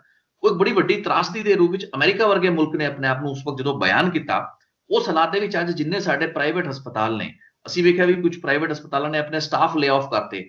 ਦੂਸਰੇ ਪਾਸੇ ਇੱਥੇ ਜ਼ਿਲ੍ਹਾ ਪੰਚਾਇਤਾਂ ਦੇ ਜਾਂ ਜਿਹੜੇ ਪੰਚਾਇਤੀ ਰਾਜ ਦੇ ਅੰਡਰ ਜਿਹੜੇ ਫਾਰਮਾਸਿਸਟ ਕੰਮ ਕਰ ਰਹੇ ਨੇ ਜਾਂ ਮੈਡੀਕਲ ਇੰਟਰਨਸ ਕੰਮ ਕਰ ਰਹੇ ਨੇ, ਉਹ ਹੋਰ ਸੂਬਿਆਂ ਦੇ ਮੁਕਾਬਲੇ ਬਹੁਤ ਘੱਟ 350 ਸਵਾ 300 ਰੁਪਏ ਦਿਹਾੜੀ ਤੇ ਕੰਮ ਕਰ ਰਹੇ ਨੇ, ਜੋ ਕਿ ਸ਼ਾਇਦ ਰੈਗੂਲਰਾਈਜ਼ ਹੋਣੇ ਚਾਹੀਦੇ ਸੀ। ਅਸੀਂ ਸੜਕਾਂ ਦੇ ਉੱਤੇ ਟੀਚਰਾਂ ਦੇ ਪ੍ਰੋਟੈਸਟ ਵੇਖੇ ਨੇ, ਅਧਿਆਪਕਾਂ ਦੇ ਪ੍ਰੋਟੈਸਟ ਵੇਖੇ ਨੇ, ਕਿਉਂਕਿ ਕਿਹਾ ਜਾਂਦਾ ਵੀ ਉਹ ਕਹਿੰਦੇ ਵੀ ਸਾਨੂੰ ਠੇਕੇ ਤੇ 1/3 ਨੌਕਰੀ ਤੇ, ਜੇ ਤੁਹਾਨੂੰ ਰੈਗੂਲਰ ਕਰਨਾ ਤਾਂ ਤੁਸੀਂ 1/3 ਤੇ ਸੈਲਰੀ ਤੇ ਕੰਮ ਕਰੋ। ਇਸ ਕਿਸਮ ਦਾ ਜਿਹੜਾ ਘੋਲ ਸੀ, ਇਸ ਪੂਰੇ ਪੈਰਾਡਾਈਮ ਨੂੰ ਹੁਣ ਘੋਖਣ ਦੀ ਤਾਂ ਲੋੜ ਹੈ, ਲੇਕਿਨ ਕੀ ਤੁਹਾਨੂੰ ਲੱਗਦਾ ਵੀ ਇੰਨੀ ਸਮਰੱਥਾਵਾਂ ਸਾਡੇ 'ਚ ਉਹ ਥਿੰਕ ਟੈਂਕ ਦੇ ਵਿੱਚ ਹੈਗੀ ਹੈ ਜਿਸ ਨੂੰ ਕਿ ਇਹ ਕੰਮ ਹੁਣ ਅਸਾਈਨ ਕੀਤਾ ਜਾਣ ਵਾਲਾ ਹੈ, ਕੀਤਾ ਜਾ ਰਿਹਾ ਹੈ? ਦੇਖੋ, ਇਹੋ ਜਿਹੇ ਥਿੰਕ ਟੈਂਕਸ ਨੇ ਇਹ ਕਿਹਾ ਸੀਗਾ ਕਿ ਪੰਜਾਬ ਦੇ ਵਿੱਚ ਜਿਹੜਾ ਟੀਚਰ ਹੈ ਉਹ 10ਵੀਂ ਪਾਸ ਹੀ ਸਕੂਲ 'ਚ ਲਾਤਾ ਜਾਵੇ ਔਰ ਉਹਨੂੰ ਸਿਰਫ 5000 ਰੁਪਏ ਤਨਖਾਹ ਦਿੱਤੀ ਜਾਵੇ, ਕਿਉਂਕਿ ਸਾਡੇ ਕੋਲ ਪੈਸੇ ਨਹੀਂ ਟੀਚਰ ਨੂੰ ਤਨਖਾਹ ਦੇਣ ਦੇ। ਉਹਨਾਂ ਨੇ ਹੀ ਕਿਹਾ ਸੀ ਕਿ ਇੱਕ ਡਾਕਟਰ ਨੂੰ 15000 ਤਨਖਾਹ ਦਿੱਤੀ ਜਾਵੇ ਤੇ ਉਹਨੂੰ ਪਿੰਡਾਂ 'ਚ ਲਾਤਾ ਜਾਵੇ। ਅੱਛਾ, ਇਹ ਕਿਉਂ? ਪੈਸੇ ਬਚਾਉਣ ਲਈ ਫਿਸਕਲ ਮੈਨੇਜਮੈਂਟ ਕਿਹਾ ਜਾਂਦਾ। ਹੁਣ ਇਹਨਾਂ ਦਾ ਫਿਸਕਲ ਮੈਨੇਜਮੈਂਟ ਹੀ ਮੇਨ ਟਾਰਗੇਟ ਹੈ। ਤੁਸੀਂ ਅੱਜ ਫਿਸਕਲ ਮੈਨੇਜਮੈਂਟ ਕਰਕੇ ਹੈਲਥ ਸੈਕਟਰ ਖਤਮ ਕਰਤਾ, ਐਜੂਕੇਸ਼ਨ ਸੈਕਟਰ 'ਚ ਕੁਆਲਿਟੀ ਜ਼ੀਰੋ ਕਰਤੀ, ਹਿਊਮਨ ਰਿਸੋਰਸ ਡਿਵੈਲਪ ਨਹੀਂ ਹੋਇਆ, ਤੇ ਤੁਸੀਂ ਅੱਜ ਉੱਥੇ ਆ ਕੇ ਖੜੇ ਹੋ ਗਏ, ਕਿਉਂਕਿ ਤੁਹਾਡਾ ਜਿਹੜਾ ਮੇਨ ਸਿੱਟਾ ਸੀ ਉਹ ਇਹ ਸੀ ਵੀ ਸਟੇਟ ਦੀ ਫਿਸਕਲ ਹੈਲਥ ਕਿੱਦਾਂ ਠੀਕ ਕਰਨੀ ਹੈ। ਤੇ ਜੇ ਕੋਈ ਪੁੱਛਦਾ ਸੀ, ਕਹਿੰਦਾ state is doing very well, people are not. ਇਹ ਇੱਕ ਬ੍ਰਾਜ਼ੀਲੀਅਨ ਪ੍ਰੈਜ਼ੀਡੈਂਟ ਨੇ ਵੀ ਕਿਹਾ ਇੱਕ ਵਾਰ ਵੀ ਸਟੇਟ ਤਾਂ ਬਹੁਤ ਚੰਗਾ ਕਰ ਰਹੀ ਹੈ ਪਰ ਲੋਕੀ ਚੰਗਾ ਨਹੀਂ ਕਰ ਰਹੇ। ਤੇ ਅੱਜ ਜਿਹੜੀ ਲੋੜ ਮਹਿਸੂਸ ਹੋਈ ਵੀ ਲੋਕੀ ਚੰਗਾ ਕਰਨਾ ਚਾਹੀਦਾ, ਜ਼ਿੰਦਗੀ ਹੈ। ਤੇ ਮੋਦੀ ਜੀ ਅੱਜ ਕਹਿ ਰਹੇ ਨੇ ਜਾਨ ਹੈ ਤੇ ਜਹਾਨ ਹੈ, ਤੇ ਜਾਨ ਲਈ ਤਾਂ ਕੁਝ ਛੱਡੀ ਹੀ ਨਹੀਂ ਕਸਰ। ਅਸੀਂ ਜਦੋਂ ਪੰਜਾਬ ਗਵਰਨੈਂਸ ਕਮਿਸ਼ਨ 'ਚ ਇਹ ਗੱਲ ਕਹੀ ਕਿ ਤੁਸੀਂ 10 ਹਸਪਤਾਲ ਜਿਹੜੇ ਨੇ ਪੰਜਾਬ 'ਚ ਅਲੱਗ-ਅਲੱਗ ਜਗ੍ਹਾ ਤੇ ਉਹਨਾਂ ਨੂੰ ਪੀਜੀਆਈ ਜਿਹੜੇ ਚੰਡੀਗੜ੍ਹ 'ਚ ਹੈ ਉਹਦੇ ਲੈਵਲ ਦੀ ਐਮਰਜੈਂਸੀ ਉੱਤੇ ਕ੍ਰੀਏਟ ਕਰ ਦਿਓ, ਸੋ ਦੈਟ ਕਿ ਲੋਕ ਜਿਹੜੇ ਆ ਉਹਨਾਂ ਨੂੰ ਇੰਨੀ ਦੂਰ ਚੰਡੀਗੜ੍ਹ ਨਾ ਆਉਣਾ ਪਵੇ, 30-35 ਕਿਲੋਮੀਟਰ ਤੇ ਉਹਨਾਂ ਦਾ ਇਲਾਜ ਹੋ ਜੇ, ਉੱਥੇ ਵੈਂਟੀਲੇਟਰ ਵੀ ਸਾਰਾ ਕੁਝ ਲਾ ਦਿਓ। ਪਰ ਉਦੋਂ ਗੱਲ ਨਹੀਂ ਮੰਨੀ ਗਈ। ਕਿਉਂ ਨਹੀਂ ਮੰਨੀ ਗਈ? ਕਿਉਂਕਿ ਜਿਹੜੇ ਤੁਹਾਡਾ ਸਾਰਾ ਤਬਕਾ ਹੈ, ਐਸਟੈਬਲਿਸ਼ਮੈਂਟ ਹੈ, ਉਹ ਪ੍ਰਾਈਵੇਟ ਸੈਕਟਰ ਦੇ ਨਾਲ ਜੁੜਿਆ ਹੋਇਆ ਸੀ। ਅੱਜ ਜਦੋਂ ਹੁਣ ਪ੍ਰਾਈਵੇਟ ਸੈਕਟਰ ਵੈਂਟੀਲੇਟਰ ਬਣਾ ਰਿਹਾ ਹੈ, ਸਾਰਾ ਕੁਝ ਬਣਾ ਰਿਹਾ ਹੈ, ਔਰ ਤੁਸੀਂ ਮੇਰੀ ਇਹ ਗੱਲ ਮੰਨ ਲਓ, ਇਹ ਕਮੇਟੀ ਕਹੇਗੀ ਕਿ ਸਟੇਟ ਦਾ ਬਜਟ ਵਧਾ ਦਿਓ ਹੈਲਥ ਦਾ ਤੇ ਇਸੇ ਪ੍ਰਾਈਵੇਟ ਸੈਕਟਰ ਤੋਂ ਵੈਂਟੀਲੇਟਰ ਖਰੀਦੋ, ਹੁਣ ਹਸਪਤਾਲ ਬਣ ਜਾਣਗੇ। ਕਿਉਂਕਿ ਜਦ ਤੱਕ ਮਾਰਕੀਟ ਨਹੀਂ ਕਹਿੰਦੀ ਇਹ ਕੰਮ ਨਹੀਂ ਕਰਦੇ। ਮੇਰੀ ਜਿਹੜੀ ਇਹਦੇ 'ਚ ਇੱਕ ਹੈ ਵੀ ਜੇ ਇੱਕ ਨਵੀਂ ਸੋਚ ਨਿਕਲ ਕੇ ਆਵੇ ਕਿ ਜਿਹੜੀ ਬਿਊਰੋਕ੍ਰੇਸੀ ਹੈ, ਜਿਹੜੀ ਰਾਜਨੀਤੀ ਹੈ, ਇਹ ਲੋਕਾਂ ਦੇ ਨਾਲ ਖੜੀ ਹੋਵੇ, ਨਾ ਕਿ ਮਾਰਕੀਟ ਨਾਲ। ਔਰ ਖਾਸ ਤੌਰ ਤੇ health, education, public health, social safety, social security, ਇਹਨਾਂ ਮੁੱਦਿਆਂ ਤੇ। ਬਾਕੀ ਮੁੱਦੇ ਤੁਸੀਂ ਮਾਰਕੀਟ ਨੂੰ ਕੋਲ ਦੇ ਦਿਓ, ਪਰ ਇਹ ਮੁੱਦੇ ਜਿਹੜੇ ਨੇ ਲੋਕਾਂ ਦੇ ਜੀਵਨ, ਜ਼ਿੰਦਗੀ ਤੇ ਮੌਤ ਦਾ ਸਵਾਲ ਹੁੰਦਾ ਹੈ, ਔਰ ਫੂਡ ਸਿਕਿਉਰਿਟੀ, ਇੱਥੇ ਸਟੇਟ ਇਹ ਫੰਕਸ਼ਨ ਆਪਣੇ ਕੋਲ ਰੱਖੇ। ਔਰ ਜਿਹੜੀ ਸਟੇਟ ਦੀ ਜਿਹੜੀ ਜਿਹੜਾ ਸਾਰਾ ਤਬੇਲਾ ਹੈ, ਸਭ ਕੁਝ ਹੈ, ਤਬਕਾ ਜੋ ਵੀ ਚਲਾਉਂਦੇ ਨੇ, ਉਹ ਆਪਣਾ ਲੋਕਾਂ ਦੇ ਨਾਲ ਜੁੜ ਕੇ ਆਪਣੇ ਫੈਸਲੇ ਕਰਨ, ਨਾ ਕਿ ਮਾਰਕੀਟ ਵੱਲ ਵੇਖ ਕੇ। ਔਰ ਤੁਸੀਂ ਇਹ ਦੇਖੋ, ਜਿਹੜੀਆਂ ਇਹ ਕਮੇਟੀਆਂ ਬਣਦੀਆਂ ਇਹ 'ਚ ਇੰਡਸਟਰੀਸਟ ਹੁੰਦੇ ਨੇ ਸਾਰੇ, ਜਾਂ ਵੀ ਉਹ ਦੱਸਣਗੇ ਵੀ ਸਟੇਟ ਕਿੱਧਰ ਲੈ ਕੇ ਜਾਣੀ ਹੈ। ਜਿਹੜੇ ਲੋਕਾਂ ਦੀ ਐਕਚੁਅਲੀ ਲੋੜ ਹੈ, ਹੁਣ ਸਾਰੀ ਕਮੇਟੀ 'ਚ ਕਿਤੇ ਕਿਸਾਨ ਨਹੀਂ ਨਜ਼ਰ ਆਉਂਦਾ ਤੁਹਾਨੂੰ, ਕੋਈ ਜਿਹੜਾ ਕੋਈ ਕਿਸਾਨੀ ਨਾਲ ਜੁੜਿਆ ਹੋਵੇ ਜਾਂ ਜਦੋਂ ਜਹਿਦ ਨਾਲ ਜੁੜਿਆ ਹੋਵੇ, ਜਿੱਥੇ ਮਾਈਗ੍ਰੈਂਟ ਵਰਕਰ ਦੇ ਨਾਲ ਜੁੜਿਆ ਹੋਵੇ, ਉਹਨਾਂ ਦੀ ਸਟੇਕ ਹੋਲਡਰਸ ਦੀ ਗੱਲ, ਜੀ ਸਟੇਕ ਹੋਲਡਰ ਕਿਤੇ ਨਹੀਂ। ਜਿਹੜੇ ਇੱਕ ਤਰ੍ਹਾਂ ਦੇ ਸਟੇਕ ਹੋਲਡਰ ਹੈਗੇ ਨੇ, ਦੂਜੀ ਤਰ੍ਹਾਂ ਦੇ ਸਟੇਕ ਹੋਲਡਰ ਨਹੀਂ ਹੈ, ਜਿਹੜੇ ਕਿ ਮਾਰਜਨ, ਸਮਾਜ ਦੇ ਮਾਰਜਨ ਤੇ ਜਿੰਦੇ ਨੇ, ਜਿਹੜੇ ਕਿ ਖੇਤ ਮਜ਼ਦੂਰ ਨੇ, ਜਿਹੜਾ ਕਿ ਛੋਟਾ ਕਿਸਾਨ ਹੈ, ਜਿਹੜਾ ਆੜ੍ਹਤੀਆ ਹੈ, ਜਿਹੜਾ ਛੋਟਾ ਦੁਕਾਨਦਾਰ ਹੈ, ਉਹ ਤੁਹਾਨੂੰ ਕਿਤੇ ਨਹੀਂ ਨਜ਼ਰ ਆਉਂਦੇ। ਸੋ ਇਸ ਕਰਕੇ ਮੈਨੂੰ ਲੱਗਦਾ ਜੇ ਇਸ ਤਰ੍ਹਾਂ ਦੀ ਸੋਚ ਹੀ ਚੱਲਦੀ ਰਹੀ ਤੇ ਮੈਨੂੰ ਇਹ ਲੱਗਦਾ ਵੀ ਇਹ ਇਕਨੋਮੀ ਤਾਂ ਕੀ ਠੀਕ ਹੋਣੀ ਹੈ, ਸਮਾਜ ਲਈ ਬਹੁਤ ਵੱਡਾ ਡਿਜ਼ਾਸਟਰ ਹੋਏਗਾ। ਤੇ ਨਵੇਂ ਤਰ੍ਹਾਂ ਦੇ ਨਾਲ ਸੋਚ ਦੀ ਲੋੜ ਹੈ। ਉਹ ਇਹ ਹੈ ਕਿ ਸਟੇਟ ਨੂੰ ਆਪਣਾ ਪੁਰਾਣਾ ਰੋਲ ਵੈਲਫੇਅਰ ਦਾ ਆਉਣਾ ਪੈਣਾ, ਸਟੇਟਾਂ ਨੂੰ ਸੈਲਫ ਰਿਲਾਇੰਟ ਹੋਣਾ ਪੈਣਾ, ਸੈਲਫ ਸਫੀਸ਼ੀਐਂਟ ਨਾ ਵੀ ਹੋਣ, ਸੈਲਫ ਰਿਲਾਇੰਟ ਹੋਣ ਔਨ ਬੇਸਿਕਸ। ਇਹ ਲੋਕਾਂ ਨੂੰ ਹੈਲਥ ਦੇ ਸਕਣ, ਲੋਕਾਂ ਨੂੰ ਪਬਲਿਕ ਹੈਲਥ ਦੇ ਸਕਣ, ਸੈਨੀਟੇਸ਼ਨ ਦੇ ਸਕਣ, ਐਜੂਕੇਸ਼ਨ ਦੇ ਸਕਣ, ਫੂਡ ਦੇ ਸਕਣ। ਇੱਥੇ ਤਾਂ ਕਮ ਸੇ ਕਮ ਸਟੇਟਾਂ ਜਿਹੜੀਆਂ ਨੇ ਉਹ ਸੈਲਫ ਰਿਲਾਇੰਟ ਹੋ ਜਾਣ। ਬਾਕੀ ਕਾਰਾਂ ਬਾਹਰੋਂ ਲਿਆਣੀਆਂ ਲੈ ਆਓ, ਪਰ ਇਹ ਜਿਹੜੇ ਕੰਮ ਹੈਗੇ ਨੇ ਇਹ ਤਾਂ ਸਟੇਟ ਨੂੰ ਖੁਦ ਕਰਨੇ ਚਾਹੀਦੇ ਨੇ। ਡਾਕਟਰ ਸਾਹਿਬ, ਜਿਹੜੀ ਤੁਸੀਂ ਗੱਲ ਕਹਿ ਰਹੇ ਹੋ ਗਵਰਨੈਂਸ ਦੇ ਪਰਸਪੈਕਟਿਵ ਦੇ ਵਿੱਚ, ਪਾਲਿਸੀ ਇੰਟਰਵੈਂਸ਼ਨ ਦੇ ਪਰਸਪੈਕਟਿਵ ਦੇ ਵਿੱਚ, ਅਸੀਂ ਵੇਖਿਆ ਵੀ 90s ਤੋਂ ਬਾਅਦ ਜਦੋਂ ਕਿ ਇੱਕ ਮਾਰਕੀਟ ਇਕਨੋਮੀ ਦਾ ਇੱਕ ਬੜਾ ਐਗਰੈਸਿਵ ਫੇਜ਼ ਆਇਆ, ਜਿਸ ਨੂੰ ਕਿ ਇੱਕ ਗਰੋਥ ਇੰਜਨ ਜਾਂ ਸਾਡੀ ਇਕਨੋਮੀ ਦੇ ਗਰੋਥ ਇੰਜਨ ਦੇ ਰੂਪ ਵਿੱਚ ਵੇਖਿਆ ਗਿਆ, ਜਦੋਂ ਕਿ ਉਸ ਵਕਤ ਜਿਹੜੇ ਤਤਕਾਲੀ ਫਾਈਨਾਂਸ ਮਿਨਿਸਟਰ ਸਨ, ਜੋ ਕਿ ਸਾਬਕਾ ਪ੍ਰਧਾਨ ਮੰਤਰੀ ਬਾਅਦ ਦੇ ਵਿੱਚ ਬਣੇ ਮਨਮੋਹਨ ਸਿੰਘ, ਉਹਨਾਂ ਨੇ ਇਸ ਨੂੰ ਸਪੀਅਰ ਹੈਡ ਕੀਤਾ। ਤੇ ਲਗਭਗ 1990 ਜਾਂ ਅਰਲੀ 90s ਤੋਂ ਲੈ ਕੇ ਅੱਜ ਤੱਕ ਪਿਛਲੇ 30 ਸਾਲਾਂ ਦੇ ਵਿੱਚ ਇਸ ਦੇਸ਼ ਨੇ ਉਸ market economy aggressive market economy ਦੇ ਬੂਤੇ ਉੱਤੇ ਬਹੁਤ ਇੱਕ ਵੱਡਾ ਮਾਡਲ ਖੜਾ ਕੀਤਾ ਹੈ। ਕਹਿ ਲਓ ਵੀ ਸਾਡੀਆਂ ਮਾਰਕੀਟਸ ਬਹੁਤ ਸਪਾਇਰਲ ਕਰਨੀਆਂ ਸ਼ੁਰੂ ਹੋ ਗਈਆਂ ਸੀ। ਆਪਣੇ ਆਪ ਨੂੰ ਗਲੋਬਲ ਪਾਵਰ ਜਾਂ ਵਿਜ਼ਨ 2020 ਦਿੱਤਾ ਗਿਆ, ਲੇਕਿਨ 2020 ਦੇ ਵਿੱਚ ਕੋਰੋਨਾ ਵਾਇਰਸ ਨੇ ਆ ਕੇ ਸਾਨੂੰ ਦੱਸਿਆ ਵੀ ਉਹ ਜਿਹੜਾ ਵਿਜ਼ਨ 2020 ਸੀ ਉਹ ਤਾਂ 30 ਸਾਲ ਜੇ ਆਪਾਂ ਵਾਪਸ ਜਾਈਏ ਤਾਂ ਸ਼ਾਇਦ ਉਸ ਤੋਂ ਵੀ ਪਿੱਛੇ ਵਾਪਸ ਜਾਣਾ ਪੈਣਾ। ਹੁਣ ਅੱਜ ਅਸੀਂ ਵੇਖ ਰਹੇ ਹਾਂ ਵੀ ਪੰਜਾਬ ਦੇ ਵਿੱਚ ਹੀ ਮੈਂ ਮਿਸਾਲ ਦੀ ਗੱਲ ਕਰਦਾ ਵੀ ਅਸੀਂ ਪਿਛਲੇ 10 ਸਾਲਾਂ 'ਚ ਕਈ ਥਰਮਲ ਪਾਵਰ ਪਲਾਂਟ ਬਣਾਏ, ਲੇਕਿਨ ਪ੍ਰਾਈਵੇਟ ਕੰਪਨੀਆਂ ਨੂੰ ਦੇ ਦਿੱਤੇ। ਫਿਰ ਜਿਹੜੇ ਉਹਨਾਂ ਨਾਲ ਪਾਵਰ ਪਰਚੇਜ਼ ਐਗਰੀਮੈਂਟ ਕੀਤੇ ਉਹਨਾਂ ਦੇ ਵਿੱਚ ਫਾਲਟ ਰਿਹਾ, ਜੋ ਉਹਨੂੰ ਲੈ ਕੇ ਤੂੰ ਮੈਂ ਤਮਾਮ ਕਿਸਮ ਦੀ ਸਿਆਸਤ ਹੋ ਰਹੀ ਹੈ। ਲੋਕ ਪੰਜਾਬ ਦੇ ਵਿੱਚ ਸਭ ਤੋਂ ਬਿਜਲੀ ਮਹਿੰਗੀ ਆਪਾਂ ਲੈ ਰਹੇ ਹਾਂ। ਇਹ ਹਾਲਾਤਾਂ ਦੇ ਵਿੱਚ ਅਸੀਂ ਦੇਖਿਆ ਵੀ ਮੁਨਾਫਿਕਖੋਰੀ ਜਾਂ ਪ੍ਰੋਫਿਟ ਜਿਹੜੀ ਮੇਕਿੰਗ ਜਿਹੜੀ ਟੈਂਡੈਂਸੀ ਸੀ ਉਹ ਮਾਰਕੀਟ ਫੋਰਸਿਸ ਨੇ ਰੂਲ ਕੀਤਾ ਹੈ। ਲੇਕਿਨ ਹੁਣ ਕੀ ਜ਼ਰੂਰਤ ਹੈ? 1990 ਤੋਂ ਪਹਿਲਾਂ ਦੇ ਮਾਡਲ ਤੇ ਜਾਣ ਦੀ ਲੋੜ ਹੈ। What is the way out? ਸਹੀ ਪਾਲਿਸੀ ਇੰਟਰਵੈਂਸ਼ਨ ਕੀ ਹੋਏਗੀ? ਐਕਸਪਰਟ ਗਰੁੱਪ ਜੋ ਕਹਿੰਦਾ ਉਹ ਵੱਖਰੀ ਗੱਲ ਹੈ, ਲੇਕਿਨ ਇੱਕ ਸਹੀ ਪਾਲਿਸੀ ਇੰਟਰਵੈਂਸ਼ਨ ਕੱਲੇ ਪੰਜਾਬ ਦੇ ਲੈਵਲ ਤੇ ਜਾਂ ਕੱਲੇ ਕਿਸੇ ਸੂਬੇ ਦੇ ਲੈਵਲ ਤੇ ਹੋ ਸਕਦੀ ਹੈ, ਜਾਂ ਸਾਡੇ ਕੋਲ ਐਗਜ਼ਾਮਪਲ ਹੈਗੇ ਨੇ ਹੋਰ ਕੇਰਲਾ ਵਰਗੀਆਂ ਕਿਸੇ ਹੋਰ ਸਟੇਟਸ ਦੇ ਜਿਨ੍ਹਾਂ ਤੋਂ ਦੇਖ ਕੇ ਸਿੱਖਿਆ ਜਾ ਸਕਦਾ ਵੀ ਭਾਵੇਂ ਕੇਂਦਰ ਤੋਂ ਇਸ਼ਾਰਾ ਕੁਝ ਵੀ ਹੋ ਰਿਹਾ ਹੋਵੇ, ਲੇਕਿਨ ਆਪਣੇ ਸੀਮਿਤ ਦਾਇਰੇ ਦੇ ਵਿੱਚ ਅਸੀਂ ਇਹਨਾਂ ਖੇਤਰਾਂ ਨੂੰ ਸਿਹਤ, ਸਿੱਖਿਆ ਜਾਂ ਇਸ ਕਿਸਮ ਦੀਆਂ ਲੋੜੀਂਦੀਆਂ ਸੇਵਾਵਾਂ ਨੂੰ ਪ੍ਰਾਥਮਿਕਤਾ ਦੇ ਸਕਦੇ ਹਾਂ। ਇਹਨਾਂ ਲਈ ਐਲੋਕੇਸ਼ਨ ਜਾਂ ਇੱਕ ਮਾਡਲ ਐਸਾ ਡਿਵੈਲਪ ਕਰ ਸਕਦੇ ਹਾਂ ਜਿਹਦੇ ਲਈ ਸਾਨੂੰ ਸ਼ਾਇਦ ਆਪਣੇ ਆਪ ਨੂੰ ਮਾਰਕੀਟ ਇਕਨੋਮੀ ਤੋਂ ਅਲੂਫ ਕਰਕੇ ਰੱਖਣ ਦੀ ਲੋੜ ਹੈ, ਤੇ ਕੀ ਉਹ ਸੰਭਵ ਹੈ? ਦੇਖੋ, ਗੱਲ ਇਹ ਹੈ ਕਿ ਇਹ ਕੋਈ ਆਰਗੂਮੈਂਟ ਹੁਣ ਨਹੀਂ ਦੇਗਾ ਕਿ ਮਾਰਕੀਟ ਇਕਨੋਮੀ ਤੋਂ ਆਪਾਂ ਦੂਰ ਰੱਖੀਏ। ਬਿਲਕੁਲ ਨਹੀਂ, ਮਾਰਕੀਟ ਦੇ ਨਾਲ ਜੁੜ ਕੇ ਰਹੋ। ਪਰ ਕੇਰਲਾ ਦੇ ਤੁਸੀਂ ਕਿਹਾ ਹੈ, ਕੇਰਲਾ ਦੇ ਇੱਕ ਐਗਜ਼ਾਮਪਲ ਸਾਡੇ ਅੱਗੇ ਹੈ।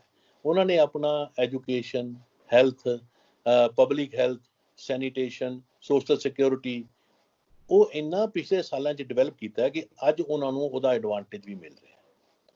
ਤੇ ਉੱਥੋਂ ਲੈਸਨ ਇਹ ਹੈ ਕਿ ਇਹ ਜਿਹੜੇ ਸੈਕਟਰ ਨੇ ਇਹ ਸਟੇਟ ਨੂੰ ਆਪਣੇ ਵੈਲਫੇਅਰ ਦੇ ਵਿੱਚ ਲੈਣੇ ਚਾਹੀਦੇ ਨੇ।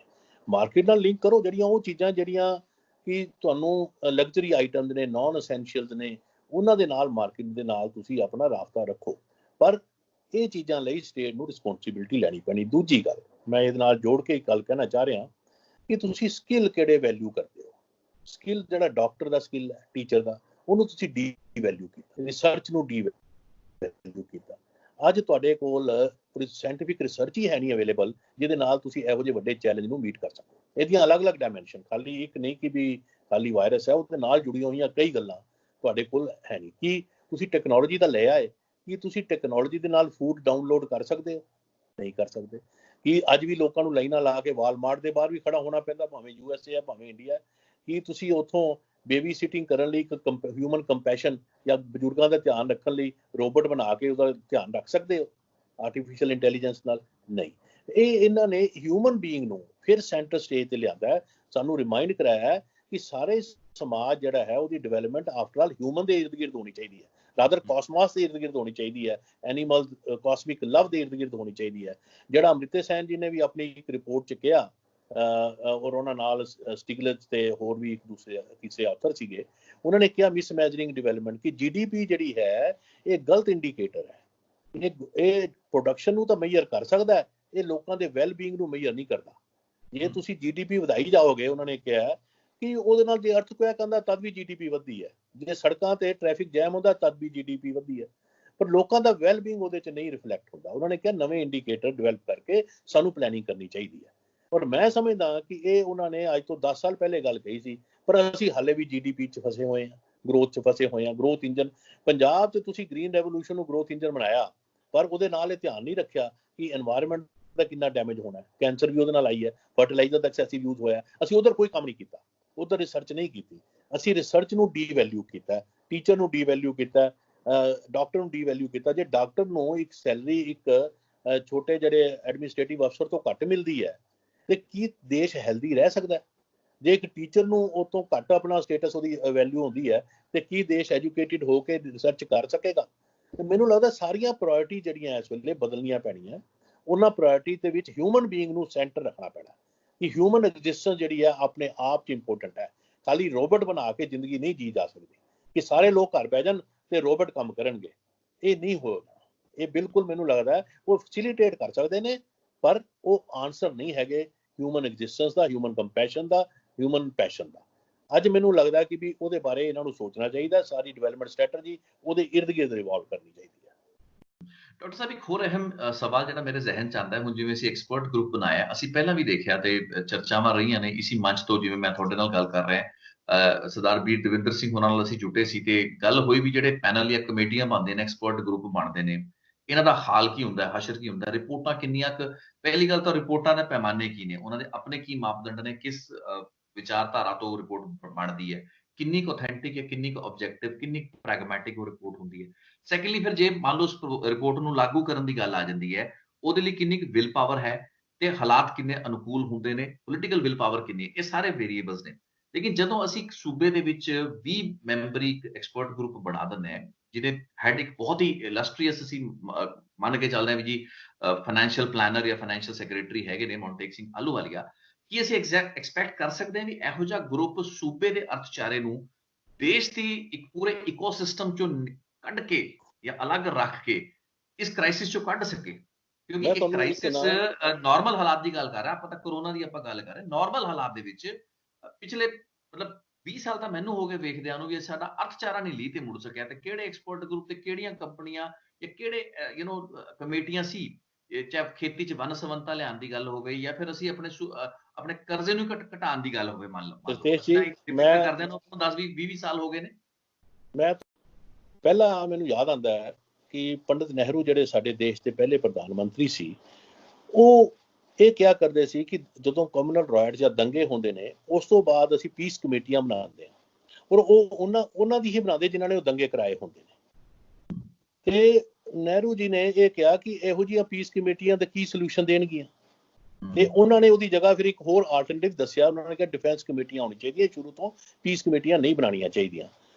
ਹੁਣ ਤੁਸੀਂ ਜਿਨ੍ਹਾਂ ਲੋਕਾਂ ਨੇ ਕ੍ਰਾਈਸਿਸ ਕ੍ਰੀਏਟ ਕਰਦੇ ਆ, ਉਹਨਾਂ ਦੀ ਹੀ ਕਮੇਟੀ ਬਣਾ ਦਿੰਦੇ ਹੋ। ਤੇ ਐਟਲੀਸਟ ਨਹਿਰੂ ਜੀ ਦੀ ਗੱਲ ਸੁਣ ਲਓ ਕਿ ਤੁਸੀਂ ਕਮ ਸੇ ਕਮ ਉਹ ਕਮੇਟੀਆਂ ਤੋਂ ਬਣਾਓ ਜਿਨ੍ਹਾਂ ਨੇ ਉਹ ਕ੍ਰਾਈਸਿਸ ਆਪ ਨਾ ਕ੍ਰੀਏਟ ਕੀਤਾ ਹੋਵੇ, ਜਾਂ ਉਹਨਾਂ ਦਾ ਜਿਨ੍ਹਾਂ ਗੱਲਾਂ ਕਰਕੇ ਕ੍ਰਾਈਸਿਸ ਆਇਆ ਉਹਨਾਂ 'ਚ ਉਹਨਾਂ ਦਾ ਫੇਥ ਹੁਣ ਖਤਮ ਹੋ ਗਿਆ ਹੋਵੇ। ਐਸੀ ਕੋਈ ਗੱਲ ਨਹੀਂ ਹੈ। ਪਰ ਚਲੋ, ਮੈਂ ਹੁਣ ਦੂਜੀ ਗੱਲ ਜਿਹੜੀ ਤੁਸੀਂ ਇਹਦਾ ਜਵਾਬ ਇਹ ਦੇਣਾ ਚਾਹੁੰਦਾ ਕਿ ਜਦੋਂ ਵੀ ਇਹ ਕ੍ਰਾਈਸਿਸ ਜਿਹੜਾ ਹੈ, ਇਹਦੀ ਕ੍ਰਾਈਸਿਸ ਦੀਆਂ 3 ਪੱਖ ਨੇ। ਪਹਿਲਾ ਪੱਖ, ਇਹ ਕ੍ਰਾਈਸਿਸ ਅਨਨੋਨ ਹੈ, ਹਾਲੇ ਪਤਾ ਨਹੀਂ ਇਹਦੇ ਕੰਸੀਕੁਐਂਸਿਸ ਕੀ ਹੋਣੇ ਆ।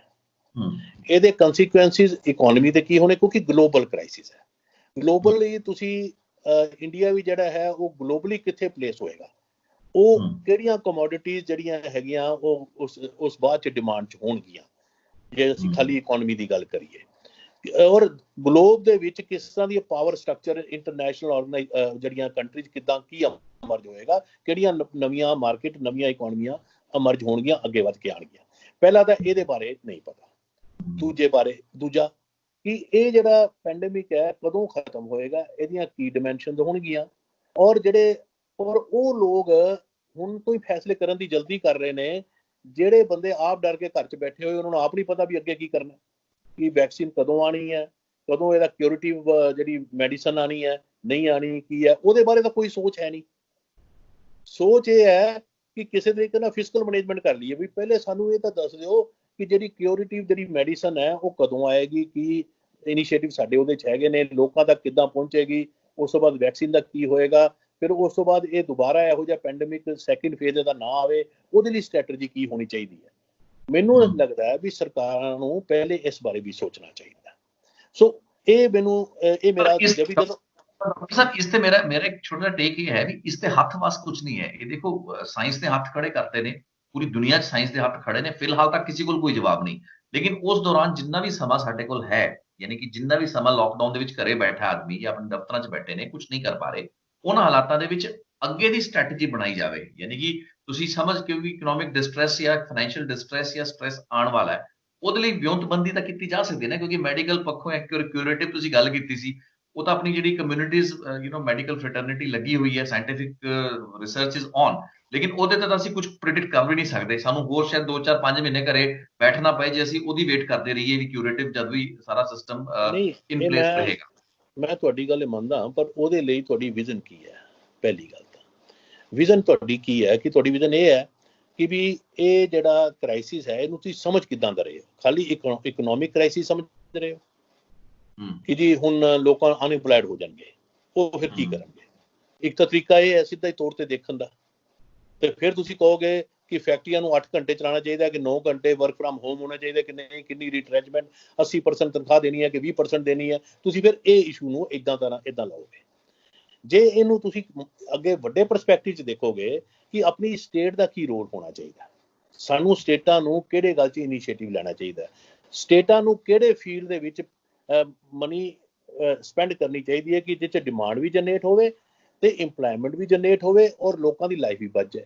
ਸਟੇਟਾਂ ਨੂੰ ਉਹ ਰੀਡਿਫਾਈਨ ਕਰਨਾ ਪੈਣਾ ਸਾਰਾ ਰੋਲ। ਉਹ ਰੋਲ ਜਿਹੜਾ ਹੈ ਉਹ ਇੱਕ ਪੋਲੀਟੀਕਲ ਲੈਵਲ ਤੇ ਉਹ ਰੋਲ ਦੀ ਪਹਿਲੇ ਇੱਕ ਅੰਡਰਸਟੈਂਡਿੰਗ, ਇੱਕ ਸੋਚ ਆਣੀ ਚਾਹੀਦੀ ਹੈ। ਕੀ ਪੋਲੀਟੀਕਲ ਪਾਰਟੀਆਂ ਆਪਣੇ ਅੰਦਰ ਬਹਿ ਕੇ ਉਹਨਾਂ ਨੇ ਕੋਈ ਨਵੀਂ ਸੋਚ ਇਹਦੇ ਬਾਰੇ ਕੀਤੀ ਹੈ ਕਿ ਅਸੀਂ ਹੁਣ ਇਹ ਰਸਤੇ ਨਹੀਂ ਜਾਣਾ, ਅਸੀਂ ਨਵਾਂ ਰਸਤਾ ਡਿਵੈਲਪ ਕਰਨਾ ਹੈ, ਜਾਂ ਇਸ ਰਸਤੇ 'ਚ 4 ਅਮੈਂਡਮੈਂਟ ਕਰਨੀ ਹੈ ਜਿਹਦੇ ਬਾਰੇ ਅਸੀਂ ਵਿਚਾਰ ਕਰੀਏ। ਮੈਨੂੰ ਉਦੋਂ ਦੀ ਕੋਈ ਸੋਚ ਨਜ਼ਰ ਨਹੀਂ ਆ ਰਹੀ ਕਿ ਜਿਹੜੇ ਐਕਸਪਰਟਸ ਨੇ ਉਹ ਤਾਂ ਇੱਕ ਪੋਲੀਟੀਕਲ, ਜਿਵੇਂ ਤੁਸੀਂ ਕਿਹਾ, ਵਿਲ ਜਾਂ ਪੋਲੀਟੀਕਲ ਇੱਕ ਵਿਜ਼ਨ, ਉਹਦੇ ਨਾਲ ਹੀ ਜੁੜਨਗੇ ਨਾ। ਜੇ ਪੋਲੀਟੀਕਲ ਵਿਜ਼ਨ ਹੀ ਜਿਹੜੀ ਉਹ ਪੁਰਾਣੀ ਹੈ ਜਾਂ ਉਹ ਤੇ ਕੋਈ ਚੇਂਜ ਨਹੀਂ ਆਈ ਜਾਂ ਅਸੀਂ ਮੰਨ ਕੇ ਚੱਲ ਰਹੇ ਹਾਂ ਉਹੀ ਰਹੇਗੀ, ਉਹਦੇ ਵਿੱਚ ਹੀ ਆਨਸਰ ਲੱਭਣੇ ਨੇ, ਤੇ ਮੈਨੂੰ ਲੱਗਦਾ ਸ਼ਾਇਦ ਆਨਸਰ ਨਾ ਲੱਭਣ। ਇਸੇ ਕਰਕੇ ਮੈਂ ਤੁਹਾਨੂੰ ਪੀਸ ਕਮੇਟੀ ਦਾ ਐਗਜ਼ਾਮਪਲ ਦਿੱਤਾ ਸੀਗਾ ਕਿ ਹਰ ਵਾਰ ਪੀਸ ਕਮੇਟੀ ਬਣਦੀ ਸੀ, ਅਗਲੇ ਵਾਰ ਫਿਰ ਵਾਇਲੈਂਸ ਹੁੰਦੀ ਸੀ, ਫਿਰ ਪੀਸ ਕਮੇਟੀ ਬਣ ਜਾਂਦੀ ਸੀ, ਤੇ ਉਹ ਬਣਦੀਆਂ ਰਹਿਣਗੀਆਂ। ਪਰ ਜੇ ਅਸੀਂ ਇੱਕ ਸਟੇਟ ਦੀ ਜਿਹੜੀ ਪੋਲੀਟੀਕਲ ਪਾਰਟੀ ਦਾ, ਮੇਰਾ ਇਸ ਵੇਲੇ ਸਵਾਲ ਪੋਲੀਟੀਕਲ ਪਾਰਟੀਜ਼ ਨੂੰ ਹੈ, ਰਾਜਨੀਤਿਕ ਦਲ ਨੂੰ ਜਿੰਨੇ ਹੈਗੇ ਨੇ ਉਹਨਾਂ ਨੂੰ ਹੈ ਕਿ ਉਹਨਾਂ ਦੀ ਵਿਜ਼ਨ ਹੁਣ ਕਿ ਸਟੇਟ ਨੂੰ ਕਿੱਦਾਂ ਉਹ ਰੀਇਨਵੈਂਟ ਕਰਨਾ ਚਾਹਣਗੇ, ਆਪਣੀ ਰਾਜਨੀਤੀ ਨੂੰ ਕਿਸ ਤਰ੍ਹਾਂ ਨਵੀਂ ਤਰ੍ਹਾਂ ਨਾਲ ਸਟਰਕਚਰ ਕਰਨਾ ਚਾਹਣਗੇ, ਉਹ ਕਿਸ ਤਰ੍ਹਾਂ ਲੋਕਾਂ ਦੇ ਨਾਲ ਕਨੈਕਟ ਹੋਣਾ ਚਾਹਣਗੇ, ਕਿਹੜੇ ਲੋਕਾਂ ਦੇ ਨਾਲ ਉਹ ਜੁੜ ਕੇ ਸਮਾਜ ਨੂੰ ਅੱਗੇ ਲੈ ਕੇ ਚੱਲਣਗੇ। ਮੈਨੂੰ ਲੱਗਦਾ ਇਹ ਪਾਰਟੀਆਂ ਨੂੰ ਵੀ ਪੂਰੇ ਤਰ੍ਹਾਂ ਦੇ ਇਹਦੇ ਬਾਰੇ ਵਿਚਾਰ ਕਰਨਾ ਚਾਹੀਦਾ, ਖਾਲੀ ਬਿਊਰੋਕ੍ਰੇਸੀ ਜਾਂ ਐਕਸਪਰਟ ਦੇ ਲੈਵਲ ਦਾ ਕੰਮ ਨਹੀਂ ਹੈ। ਇਹ ਪੂਰਾ ਚੇਂਜ ਹੋਣੀਆਂ ਭਰਾ। ਸਾਡੀ ਪਾਰਟੀਆਂ ਤਾਂ ਕਿਸ ਚੀਜ਼ 'ਚ ਉਲਝੀਆਂ ਹੋਈਆਂ ਵੀ ਸੈਂਟਰ ਤੋਂ ਕਿੰਨਾ ਫੰਡ ਆਇਆ ਕਿੰਨਾ ਨਹੀਂ ਆਇਆ। ਹਲੇ ਲੋਕਾਂ ਨੂੰ ਨਾ ਤਾਂ ਸੂਬੇ ਦੇ ਫਾਈਨਾਂਸ ਮਿਨਿਸਟਰ ਸਮਝਾ ਪਾ ਰਹੇ ਨੇ ਵੀ ਕਿੰਨੀ ਮਦਦ ਮਿਲ ਗਈ, ਤੇ ਨਾ ਹੀ ਵਿਰੋਧੀ ਪਾਰਟੀਆਂ ਦੇ ਵਿੱਚ ਕੋਈ ਕ੍ਰੈਡੀਬਿਲਿਟੀ ਹੈ ਵੀ ਜੀ ਇੰਨੇ 100 ਕਰੋੜ ਦਾ ਫੰਡ ਆ ਗਿਆ। ਸਾਡੀ ਲੜਾਈ ਦੇਖੋ ਸੈਂਟਰਲ ਫੰਡਾਂ ਤੱਕ ਮਹਿਦੂਦ ਹੋ ਕੇ ਰਹਿ ਗਈ ਹੈ, ਤੇ ਬਾਕੀ ਸਾਰੀਆਂ ਚੀਜ਼ਾਂ ਅਸੀਂ ਐਕਸਪਰਟਾਂ ਦੇ ਹਵਾਲੇ ਛੱਡਦੀਆਂ ਨੇ। ਤੇ ਪੋਲੀਟੀਕਲ ਲੀਡਰਸ਼ਿਪ ਦੀ ਤੁਸੀਂ ਜਿਹੜੀ ਗੱਲ ਕਰ ਰਹੇ ਕਿ ਸੋਚ ਬਣਨਾ, ਇੱਕ ਓਪੀਨੀਅਨ ਬਣਨਾ, ਕਿਉਂਕਿ ਪਾਲਿਸੀ ਤਾਂ ਇੱਕ ਪੋਲੀਟੀਕਲ ਵਿਲ ਚੋਂ ਨਿਕਲ ਕੇ ਆਣੀ ਹੈ, ਤੇ ਉਹ ਪੋਲੀਟੀਕਲ ਵਿਲ ਜਾਂ ਪੋਲੀਟੀਕਲ ਥਾਟ ਚੋਂ ਨਿਕਲਣੀ ਹੈ। ਉਹ ਥਾਟ ਪੀਪਲਸ ਥਾਟ ਹੋਣੀ ਚਾਹੀਦੀ ਹੈ ਜੋ ਕਿ ਹੈ ਨਹੀਂ ਹੈ। ਹੁਣ ਇਹ ਚੀਜ਼ਾਂ ਡਿਸਕੋਰਸ ਮੈਨੂੰ ਲੱਗਦਾ ਇਹਦੇ ਲਈ ਵੀ ਇੱਕ ਲੰਬਾ ਚੌੜਾ ਓਰੀਐਂਟੇਸ਼ਨ ਦੀ ਲੋੜ ਹੈਗੀ ਹੈ, ਕਿਉਂਕਿ ਕਰੋਨਾ ਵਾਇਰਸ ਨੇ ਬਹੁਤ ਕੁਝ ਸਿਖਾਇਆ, ਤੇ ਮੈਨੂੰ ਲੱਗਦਾ ਹੁਣ ਪੋਲੀਟੀਕਲ ਰੀਓਰੀਐਂਟੇਸ਼ਨ ਜਿਸਦਾ ਸ਼ਾਇਦ ਤੁਸੀਂ ਇਸ਼ਾਰਾ ਕੀਤਾ ਵੀ ਪੂਰੀ ਆਪਣੇ ਆਪ ਨੂੰ ਦੁਬਾਰਾ ਰਿਕੰਡੀਸ਼ਨ ਕਰਨਾ ਪੈਣਾ ਵੀ ਤੁਸੀਂ ਆਪਣੀ ਸਿਆਸਤ ਨੂੰ ਕਿਹੜੇ ਮੁੱਦਿਆਂ ਦੇ ਇਰਦ ਗਿਰਦ ਰੱਖਦੇ ਹੋ। ਤੇ ਮੈਨੂੰ ਲੱਗਦਾ ਹੁਣ ਪੁਰਾਣੇ ਮੁੱਦੇ, ਇਮੋਟਿਵ ਮੁੱਦਿਆਂ ਨੂੰ ਚੁੱਕਣਾ ਉਹਦੀ ਜ਼ਿਆਦਾ ਮਾਇਨੇ ਰਹਿ ਨਹੀਂ ਜਾਣਗੇ ਅਗਲੇ 1.5-2 ਸਾਲ। ਜੇ ਆਪਾਂ ਮੈਂ ਛੋਟੀ ਜਿਹੀ ਇੱਕ ਥੋੜਾ ਨੈਰੋ ਪਰਸਪੈਕਟਿਵ ਪੰਜਾਬ ਦੇ 2022 ਦੇ ਚੋਣਾਂ ਦੀ ਗੱਲ ਕਰ ਲਾਂ, ਬਹੁਤ ਨੈਰੋ ਛੋਟਾ ਪਰਸਪੈਕਟਿਵ ਹੈ ਗੱਲ ਕਰਨ ਦਾ, ਲੇਕਿਨ ਮੈਨੂੰ ਲੱਗਦਾ ਨਹੀਂ ਜਦ ਲੋਕਾਂ ਦੇ ਐਡੇ ਵੱਡੇ ਮੁੱਦੇ ਸਾਹਮਣੇ ਨੇ, ਅਨਐਮਪਲੋਇਮੈਂਟ ਦਾ, ਬੇਰੁਜ਼ਗਾਰੀ ਦਾ, ਯੁਵਾਵਾਂ ਦਾ, ਸਿਹਤ ਦਾ, ਸਿੱਖਿਆ ਦਾ, ਜਿਹੜੇ ਕ੍ਰਾਈਸਿਸ ਸਾਹਮਣੇ ਹੈਗੇ ਨੇ, ਜੇ ਉਹਨਾਂ ਦੇ ਵਿੱਚ ਸਹੀ ਹੱਲ ਨਾ ਦਿੱਤੇ ਗਏ ਤਾਂ ਮੈਨੂੰ ਨਹੀਂ ਲੱਗਦਾ ਵੀ ਲੋਕ ਐਕਸੈਪਟ ਕਰਨਗੇ ਉਹ ਸਾਰੀ ਚੀਜ਼ਾਂ ਜਿਹੜੀਆਂ ਅੱਜ ਤੱਕ ਰਿਵਾਇਤੀ ਕਰਦੇ ਆ ਰਹੇ ਨੇ। ਦੇਖੋ ਰਿਤੇਸ਼ ਜੀ, ਲੋਕਾਂ ਅੱਗੇ ਜਿਹੜਾ ਇਸ ਵੇਲੇ ਮੁੱਦਾ ਹੈ ਸਰਵਾਈਵਲ ਦਾ। ਮੈਨੂੰ ਇਹ ਨਹੀਂ ਪਤਾ ਮੈਂ ਬਾਹਰ ਗਿਆ ਤੇ ਮੈਂ ਵਾਪਸ ਘਰ ਆਣਾ ਕਿ ਕੁਆਰੰਟਾਈਨ ਹੋ ਜਾਣਾ, ਮੈਨੂੰ ਇਹ ਨਹੀਂ ਪਤਾ। ਤੇ ਮੈਂ ਅਨਇੰਪਲੋਇਡ ਰਵਾਂਗਾ ਕਿ ਇੰਪਲੋਇਡ ਰਵਾਂਗਾ ਜਾਂ ਮੈਂ ਭੁੱਖਾ ਰਹਾਂਗਾ, ਇਹ ਮੇਰੇ ਲਈ ਹੁਣ ਸੈਕੰਡਰੀ ਇਸ਼ੂ ਹੈ। ਮੇਰੀ ਜਾਨ ਦਾ ਇਸ਼ੂ ਹੈ, ਮੇਰੇ ਸਰਵਾਈਵਲ ਦਾ ਮੁੱਦਾ ਹੈ। ਇਹਦੀ ਜੇ ਇੰਟੈਂਸਿਟੀ, ਇਹਦੀ ਜਿਹੜੀ ਇੰਟੈਂਸਨੈਸ ਹੈ, ਉਹ ਜੇ ਪੋਲੀਟੀਕਲ ਪਾਰਟੀਜ਼ ਨਹੀਂ ਫੀਲ ਕਰਨਗੀਆਂ, ਨਹੀਂ ਕੈਪਚਰ ਕਰਨਗੀਆਂ, ਤੇ ਉਦਾਂ ਦੇ ਹੀ ਜਵਾਬ ਦੇਈ ਜਾਣਗੀਆਂ, ਜਿਹੜੇ ਜਵਾਬ ਸਾਨੂੰ ਫਿਰ ਇਸੇ ਤਰ੍ਹਾਂ ਦੇ ਕਿਸੇ ਵੀ ਪੈਂਡੈਮਿਕ ਜਾਂ ਕਿਸੇ ਹੋਰ ਸਿਚੁਏਸ਼ਨ 'ਚ ਪਾ ਦੇਣਗੇ। ਮੇਰਾ ਸਿਰਫ ਕਹਿਣ ਦਾ ਭਾਵ ਇਹ ਸੀ ਕਿ ਹਮੇਸ਼ਾ ਪੋਲਿਟਿਕਸ ਦੀ ਪ੍ਰਾਇਮੇਸੀ ਹੁੰਦੀ ਹੈ, ਇਕਨੋਮਿਕਸ ਦੀ ਨਹੀਂ ਹੁੰਦੀ। ਕਿ ਕਿਹੜਾ ਪੋਲਿਟਿਕਸ ਕਿਸ ਤਰ੍ਹਾਂ ਦੀ, ਜੇ ਪੋਲਿਟਿਕਸ, ਚਲੋ ਮੈਂ ਪੋਲਿਟਿਕਸ ਇਹ ਹੁੰਦਾ ਹੈ ਕਿ ਇੱਕ ਸਪਾਈਨ ਤੇ ਸਪਿਨ, ਜਿਹੜੀ ਤੁਹਾਡੀ ਸਪਾਈਨ ਹੈ ਉਹ ਵਿਜ਼ਨ ਹੈ ਰਾਜਨੀਤੀ ਦੀ, ਉਹਦੀ ਸਪਿਨ ਕੀ ਹੈ ਕਿ ਤੁਸੀਂ ਸੈਂਟਰਿਸਟ ਹੋ ਕਿ ਲੈਫਟਿਸਟ ਹੋ ਕਿ ਰਾਈਟਿਸਟ ਹੋ, ਕਿਹੜੀ ਸਪਿਨ ਤੁਸੀਂ ਮਾਰਨੀ ਹੈ, ਤੁਸੀਂ ਉੱਥੇ ਰਾਈਟਿਸਟ ਹੋ ਕੇ ਮਾਰਨੀ ਹੈ ਕਿ ਲੈਫਟਿਸਟ ਕਿ ਸੈਂਟਰਿਸਟ ਹੋ ਕੇ। ਤੇ ਪਹਿਲੇ ਤਾਂ ਰਾਜਨੀਤੀ ਨੂੰ ਜਿਹੜਾ ਇਸ ਵੇਲੇ ਕ੍ਰਾਈਸਿਸ ਆਇਆ ਹੈ ਉਹਦੇ 'ਚ ਆਪਣੀ ਪੋਜੀਸ਼ਨ ਕਲੀਅਰ ਕਰਨੀ ਪੈਣੀ ਵੀ ਅਸੀਂ ਕਿੱਥੇ ਖੜੇ ਹਾਂ। ਅਸੀਂ ਵੈਲਫੇਅਰ ਸਟੇਟ ਵੱਲ ਵਾਪਸ ਜਾਣਾ ਤੇ ਸਾਡੀਆਂ ਇਹ ਪ੍ਰਾਇੋਰਟੀਜ਼ ਹੋਣਗੀਆਂ 5, ਅਸੀਂ ਉਹਦੇ ਲਈ ਜ਼ਿਆਦਾ ਐਲੋਕੇਸ਼ਨ ਕਰਾਂਗੇ। ਤੇ ਸਾਨੂੰ ਹੁਣ ਬਜਟ ਵੀ ਜੇ ਸਟੇਟਾਂ ਨੂੰ ਵੀ ਪੈਸੇ ਦੇਣੇ ਹੈ ਤਾਂ ਅਸੀਂ ਇਹਨਾਂ ਏਰੀਆ ਦੇ ਵਿੱਚ ਪੈਸੇ ਦੇਵਾਂਗੇ ਸੋ ਦੈਟ ਉਹ ਲੋਕਾਂ ਨੂੰ ਉੱਥੇ ਫਾਇਦਾ ਹੋਵੇ। ਸਟੇਟਾਂ ਵੀ ਇਹ ਕਹਿਣਗੀਆਂ ਵੀ ਸ਼ਰਾਬ ਦੇ ਠੇਕੇ ਖੁਲਾਉਣ ਤੇ ਜ਼ਿਆਦਾ ਐਂਫੋਸਿਸ ਦੇਣ ਦੀ ਬਜਾਏ ਜੇ ਅਸੀਂ ਐਕਸਾਈਜ਼ ਤੇ ਹੀ ਸਰਵਾਈਵ ਕਰਨਾ ਸ਼ਰਾਬ ਤੋਂ, ਤੇ ਫਿਰ ਹੈਲਥ ਤਾਂ ਫਿਰ ਸੈਕੰਡਰੀ ਹੋ ਗਈ। ਤੇ ਤੁਸੀਂ ਉਹਦੇ ਬਾਰੇ ਫਿਰ ਸੋਚ ਨਹੀਂ ਕਿ ਸਟੇਟ ਦੇ ਕੋਲ ਪੈਸੇ ਕਿੱਥੋਂ ਚਾਹੀਦੇ ਨੇ। ਜੇ ਤੁਹਾਡਾ ਇਹੀ ਹੈ ਇੰਪਲੋਇਮੈਂਟ ਕਿਤੋਂ ਵੀ ਆਣੀ ਚਾਹੀਦੀ ਹੈ। ਜੇ ਇੰਪਲੋਇਮੈਂਟ ਤੁਸੀਂ ਕਹਿੰਦੇ ਹੋ ਜੀ ਜੀਪਾਂ ਕਾਰਾਂ ਬਣਾ ਕੇ ਆਣੀ ਚਾਹੀਦੀ, ਵੈਂਟੀਲੇਟਰ ਨਹੀਂ ਬਣਾ ਕੇ ਆਣੀ ਚਾਹੀਦੀ, ਫਿਰ ਆਪਾਂ ਫਿਰ ਉੱਥੇ ਚਲੇ ਗਏ। ਆਪਾਂ ਜਿਹੜੇ ਸਾਰੀ ਗੱਲ ਘੁਮਾ ਕੇ ਫਿਰ ਉੱਥੇ ਹੀ ਆ ਜਾਣੀ ਹੈ ਵੀ ਐਕਸਾਈਜ਼ ਸ਼ਰਾਬ ਪਿਲਾਓ, ਐਕਸਾਈਜ਼ ਕਮਾਓ, ਫਿਰ ਲੋਕਾਂ ਦੀ ਹੈਲਥ ਤੇ ਖਰਚ ਕਰੋ, ਹੈਲਥ ਖਰਾਬ ਕਰੋ, ਫਿਰ ਠੀਕ ਕਰੋ, ਫਿਰ ਖਰਾਬ ਕਰੋ, ਠੀਕ ਕਰੋ। ਇਹ ਤਾਂ ਕੋਈ ਗੱਲ ਨਹੀਂ ਹੈ ਨਾ। ਇਹਦੇ ਬਾਰੇ ਮੈਨੂੰ ਤਾਂ ਕਿਤੇ ਕੋਈ ਪੋਲੀਟੀਕਲ ਸਾਰੀਆਂ ਪਾਰਟੀਆਂ ਤੇ ਗੱਲ ਕਰ ਰਿਹਾ, ਮੈਂ ਕਿਸੇ ਇੱਕ ਪਾਰਟੀ ਦੀ ਗੱਲ ਨਹੀਂ ਕਰ ਰਿਹਾ। ਮੈਨੂੰ ਜੀ ਇਸ ਵੇਲੇ ਸਾਰੀਆਂ ਪਾਰਟੀਆਂ ਜਿਹੜੀਆਂ ਨੇ ਉਹਨਾਂ ਨੂੰ ਜਾਂ ਤਾਂ ਆਪਸ 'ਚ ਬਹਿ ਕੇ ਜਾਂ ਆਪਣੇ ਆਪਣੇ ਜਿਹੜੇ ਉਹਨਾਂ ਦੇ ਫੈਸਲੇ ਕਰਨ ਵਾਲੀਆਂ ਕਮੇਟੀਆਂ ਨੇ ਉਹਨਾਂ 'ਚ ਫੈਸਲਾ ਕਰਨ ਸਾਡੀ ਕਿਹੜੀ ਵਿਜ਼ਨ ਹੋਏਗੀ ਉਹਨਾਂ ਆਉਣ ਵਾਲੇ ਸਾਲਾਂ 'ਚ। ਇਸ ਲਈ ਮੌਕਾ ਮਿਲਿਆ ਹੈ ਕਿ ਇਹ 2 ਮਹੀਨੇ ਬਹਿ ਕੇ ਆਪਣੀ ਇੱਕ ਵਿਜ਼ਨ ਬਣਾ ਲੈਣ, ਉਹ 'ਚ ਆਪਣੀਆਂ ਪ੍ਰਾਇੋਰਟੀ ਸੈੱਟ ਕਰ ਲੈਣ ਅਗਲੇ 1 ਸਾਲ ਦੀਆਂ, 2 ਸਾਲ ਦੀਆਂ, 5 ਸਾਲ ਦੀਆਂ। ਉਹ 'ਚ ਸੈਂਟਰ ਸਟੇਟ ਰਿਲੇਸ਼ਨ ਵੀ ਆਉਣਗੇ, ਉਹ 'ਚ ਫੰਡ ਦੀ ਡਿਸਬਰਸਮੈਂਟ ਵੀ ਆਏਗੀ, ਉਹ 'ਚ ਕਿਹੜੇ ਸੈਕਟਰ ਨੂੰ ਅੱਗੇ ਲੈ ਕੇ ਜਾਣਾ, GST ਦੇ ਵੀ ਡਿਫਰੈਂਟ ਮੁੱਦੇ ਤਰ੍ਹਾਂ ਦੇਖਿਆ ਜਾਏਗਾ, ਸਾਰਾ ਕੁਝ ਇਹਦੇ ਬਾਰੇ ਆਏਗਾ। ਕਿਉਂਕਿ ਜਦੋਂ GST ਵੀ ਚੇਂਜ ਹੋ ਜਾਏਗਾ, ਜਦੋਂ ਮੈਂ ਅਸੈਂਸ਼ੀਅਲ ਕਮੋਡਿਟੀ ਤੇ ਨੂੰ ਲੋਕਾਂ ਤੱਕ ਲੈ ਕੇ ਜਾਣਾ ਹੈ ਤੇ ਮੈਂ ਉੱਥੇ GST ਨਹੀਂ ਵੀ ਚਾਰਜ ਕਰਾਂਗਾ, ਕੁਝ ਵੀ ਕਰ ਸਕਦਾ। ਸੋ ਮੈਨੂੰ ਇਹ ਲੱਗਦਾ ਹੈ ਕਿ ਵੀ ਇਹ ਪ੍ਰਾਇੋਰਟੀ ਪਹਿਲੇ ਪੋਲੀਟੀਕਲ ਪਾਰਟੀ ਨੇ, ਪੋਲੀਟੀਕਲ ਲੀਡਰਸ਼ਿਪ ਨੇ ਸੈੱਟ ਕਰਨੀ ਹੈ। ਚੈਲੰਜ ਉਹਨਾਂ ਲਈ ਹੈ ਕਿਉਂਕਿ ਰਾਜਨੀਤੀ ਦੀ ਪ੍ਰਾਇਮੇਸੀ ਹੁੰਦੀ ਹੈ। ਐਕਸਪਰਟਸ ਤਾਂ ਉਸ ਨੂੰ ਪਾਲਿਸੀ ਵਿੱਚ ਕਨਵਰਟ ਕਰਨਗੇ ਉਸ ਵਿਜ਼ਨ ਨੂੰ। ਜੇ ਐਕਸਪਰਟ ਇੱਕ ਰਿਪੋਰਟ ਲਿਖ ਦੇਣਗੇ, ਹੁਣ ਮਾਰਕਸ ਦੇ ਤਾਂ 3 ਵਾਲੀਅਮ ਲਿਖੇ ਹੋਏ ਨੇ ਤੇ ਉਹਨੂੰ ਕਰ ਲੈਣ ਫਿਰ ਇੰਪਲੀਮੈਂਟ। ਐਦਾਂ ਨਹੀਂ ਹੁੰਦਾ ਨਾ। ਉਹ ਤਾਂ ਰਾਜਨੀਤੀ ਕਿਹੜੀ ਹੈ, ਜਾਂ ਹੋਰ ਵੀ ਕਈ ਕਮੇਟੀਆਂ ਪਹਿਲੇ ਸਾਰੀਆਂ ਆਈਆਂ ਨੇ, ਉਹਨ ਪਈਆਂ ਲਿਖਿਆ ਹੋਇਆ, ਨੌਲੇਜ ਹੈਗੀ ਹੈ, ਪਰ ਕੁਐਸਚਨ ਹੈ ਵੀ ਰਾਜਨੀਤੀ ਕਿਸ ਤਰ੍ਹਾਂ ਦੀ ਅਪਲਾਈਡ ਜਾਂਦੀ ਹੈ। ਅਪਲਾਈਡ ਨੌਲੇਜ, ਅਪਲਾਈਡ ਥਿਉਰੀ ਨੂੰ ਹਾਂ ਐਪਲੀਕੇਸ਼ਨ ਕਰਦਾ, ਕਿਵੇਂ ਕਰਦਾ, ਕਿਹੜੇ ਹਾਲਾਤ 'ਚ ਕਰਦਾ, ਕੀ ਉਹਦੇ ਡਰਾਈਵਰਸ ਨੇ। ਹਾਂ ਉਹ ਤਾਂ ਕਰ ਦੇਣਗੇ। ਮੈਨੂੰ ਇਸ ਵੇਲੇ ਕਨਫਿਊਜ਼ਨ ਰਾਜਨੀਤੀ 'ਚ ਲੱਗਦੀ ਹੈ, ਨਾ ਕਿ ਇਹ ਐਕਸਪਰਟ ਗਰੁੱਪ। ਇਹ ਐਕਸਪਰਟ ਗਰੁੱਪ ਤਾਂ ਆਪਣਾ ਕੰਮ ਕਰੇਗਾ ਜਿੱਦਾਂ ਦੀ ਇਹਨਾਂ ਦੀ ਸੋਚ ਹੈ ਉਸ ਹਿਸਾਬ 'ਚ। ਜੇ ਉੱਤੇ ਪੋਲੀਟੀਕਲ ਉਹਨਾਂ ਨੂੰ ਇੰਸਟਰਕਸ਼ਨ ਦੂਜੀਆਂ ਆ ਜਾਣਗੀਆਂ ਕਿ ਸਾਡੀ ਰਾਜਨੀਤੀ ਇਹ ਹੈ, ਅਸੀਂ ਇਹ ਕੰਮ ਕਰਨਾ ਚਾਹੁੰਦੇ ਹਾਂ, ਸਾਡੀਆਂ ਇਹ ਪ੍ਰਾਇੋਰਟੀਜ਼ ਹੈ, ਇਹਨਾਂ ਨੂੰ ਮੱਦੇ ਨਜ਼ਰ 'ਚ ਰੱਖ ਕੇ ਸਾਨੂੰ ਇੱਕ ਪਾਲਿਸੀ ਦਿਓ, ਫਿਰ ਤਾਂ ਮੈਨੂੰ ਲੱਗਦਾ ਹੈ ਕਿ ਇਹ ਇੱਦਾਂ ਦੇ ਜਿੰਨੇ ਵੀ ਐਕਸਪਰਟ ਗਰੁੱਪ ਆ ਹਰ ਜਗ੍ਹਾ ਤੇ ਬੜੇ ਰਿਸਪੈਕਟਡ ਲੋਕ ਨੇ, ਉਹ ਫਿਰ ਉਸ ਤਰ੍ਹਾਂ ਦੇ ਆਨਸਰ ਦੇਣਗੇ ਜਿਸ ਤਰ੍ਹਾਂ ਦੇ ਪੋਲੀਟਿਕਸ ਨੂੰ ਚਾਹੀਦੇ ਨੇ। ਸੋ ਮੈਨੂੰ ਇਸ ਵੇਲੇ ਸਾਰਿਆਂ ਨਾਲੋਂ ਵੱਡਾ ਭਾਵ ਜਿਹੜਾ ਵੈਕਿਊਮ ਹੈ, ਹੋਲ ਹੈ, ਉਹ ਲੱਗਦਾ ਰਾਜਨੀਤੀ 'ਚ, ਤੇ ਉਹਦੇ ਬਾਰੇ ਸੋਚ ਵਿਚਾਰ ਦੀ ਲੋੜ ਹੈ। ਇਹ ਮੌਕਾ ਬੜਾ ਅੱਛਾ ਹੈ। ਮੈਨੂੰ ਲੱਗਦਾ ਵੀ ਇਹਦੇ ਬਾਰੇ ਅੱਛਾ ਨੇਚਰ ਦੇ ਨਾਲ ਅਸੀਂ ਕਿਸ ਤਰ੍ਹਾਂ ਇੰਟਰੈਕਟ ਕਰਨਾ ਇਹ ਵੀ ਸੋਚਣਾ ਪੈਣਾ, ਸਾਇੰਸ ਨੂੰ ਕਿਸ ਤਰ੍ਹਾਂ ਅੱਗੇ ਲੈ ਕੇ ਜਾਣਾ ਇਹ ਵੀ ਸੋਚਣਾ ਪੈਣਾ। ਬੜੇ ਵੱਡੇ ਸਵਾਲ ਨੇ ਕਿ ਵੀ ਕੀ ਤੁਸੀਂ ਨੇਚਰ ਨੂੰ ਇਸ ਤਰ੍ਹਾਂ ਹੀ ਡਿਸਟਰੋਏ ਕਰਕੇ ਆਪਣੇ ਆਪ ਨੂੰ ਅੱਗੇ ਵਧਾਉਣਾ ਹੈ, ਕਿ ਨੇਚਰ ਦੇ ਬਾਰੇ ਵੀ ਅਸੀਂ ਕਿੱਦਾਂ ਉਹਨੂੰ ਐਨਵਾਇਰਨਮੈਂਟ ਦੇ ਇਸ਼ੂ ਨੂੰ ਦੇਖਣਾ ਹੈ, ਉਹਦੇ ਬਾਰੇ ਸੋਚਣਾ ਪਊਗਾ। ਸਾਨਾ ਪਹਿਲੇ ਤਾਂ ਇਹ ਗੱਲ ਹੈ ਵੀ ਜੇ ਕਾਰਾਂ ਵੀ ਤੁਸੀਂ ਨਾ ਵੀ ਖਰੀਦੋ ਤੇ ਲੋਕੀ ਘਰ ਬੈਠ ਕੇ ਹੈ ਤੇ ਐਨਵਾਇਰਨਮੈਂਟ ਕਿੰਨਾ ਵਧੀਆ ਹੋ ਗਿਆ। ਤੇ ਇਹਦੇ ਤੇ ਜੇ ਪਬਲਿਕ ਟਰਾਂਸਪੋਰਟ ਦੀ ਪਾਲਿਸੀ ਇੱਕ ਬਣਾ ਲੈਣ ਹੁਣ, ਉਹ ਵੀ ਕਾਫੀ ਮੈਂ ਸਮਝਦਾ ਉਹਦੇ ਲਈ ਕਮੇਟੀ ਦੀ ਲੋੜ ਕੋਈ ਨਹੀਂ। ਤੇ ਤੁਸੀਂ ਇੱਕ ਪਬਲਿਕ ਪਾਲਿਸੀ ਇਹ ਬਣਾ ਲਓ ਵੀ ਤੁਸੀਂ ਪਬਲਿਕ ਟਰਾਂਸਪੋਰਟ ਅਸੀਂ ਦੇਵਾਂਗੇ ਤੇ ਲੋਕੀ ਜਿਹੜੇ 30% ਸਟਾਫ ਕੰਮ ਕਰਨਾ ਹੈਗਾ ਉੱਥੇ ਆਏਗਾ, ਕਾਰਾਂ ਘਰ ਰੱਖੋ, ਤੁਹਾਡਾ ਪੋਲਿਊਸ਼ਨ ਵੀ ਘੱਟ, ਪੈਟਰੋਲੀਅਮ ਦੇ ਖਰਚਾ ਵੀ ਘੱਟ। ਪਰ ਇਹ ਤਾਂ ਕੰਮ ਹੋ ਵੀ ਸਕਦੇ ਨੇ ਨਾ ਜਿਹੜੇ। ਇਹਦੇ ਲਈ ਤਾਂ ਕਿਸੇ ਕੋਈ ਬਹੁਤੀ ਵਿਜ਼ਡਮ ਦੀ ਜ਼ਿਆਦਾ ਲੋੜ ਨਹੀਂ ਹੈ, ਵਿਲ ਦੀ ਲੋੜ ਹੈ, ਉਹ ਕੀਤਾ ਜਾ ਸਕਦਾ ਸੋਚ ਹੋਵੇ।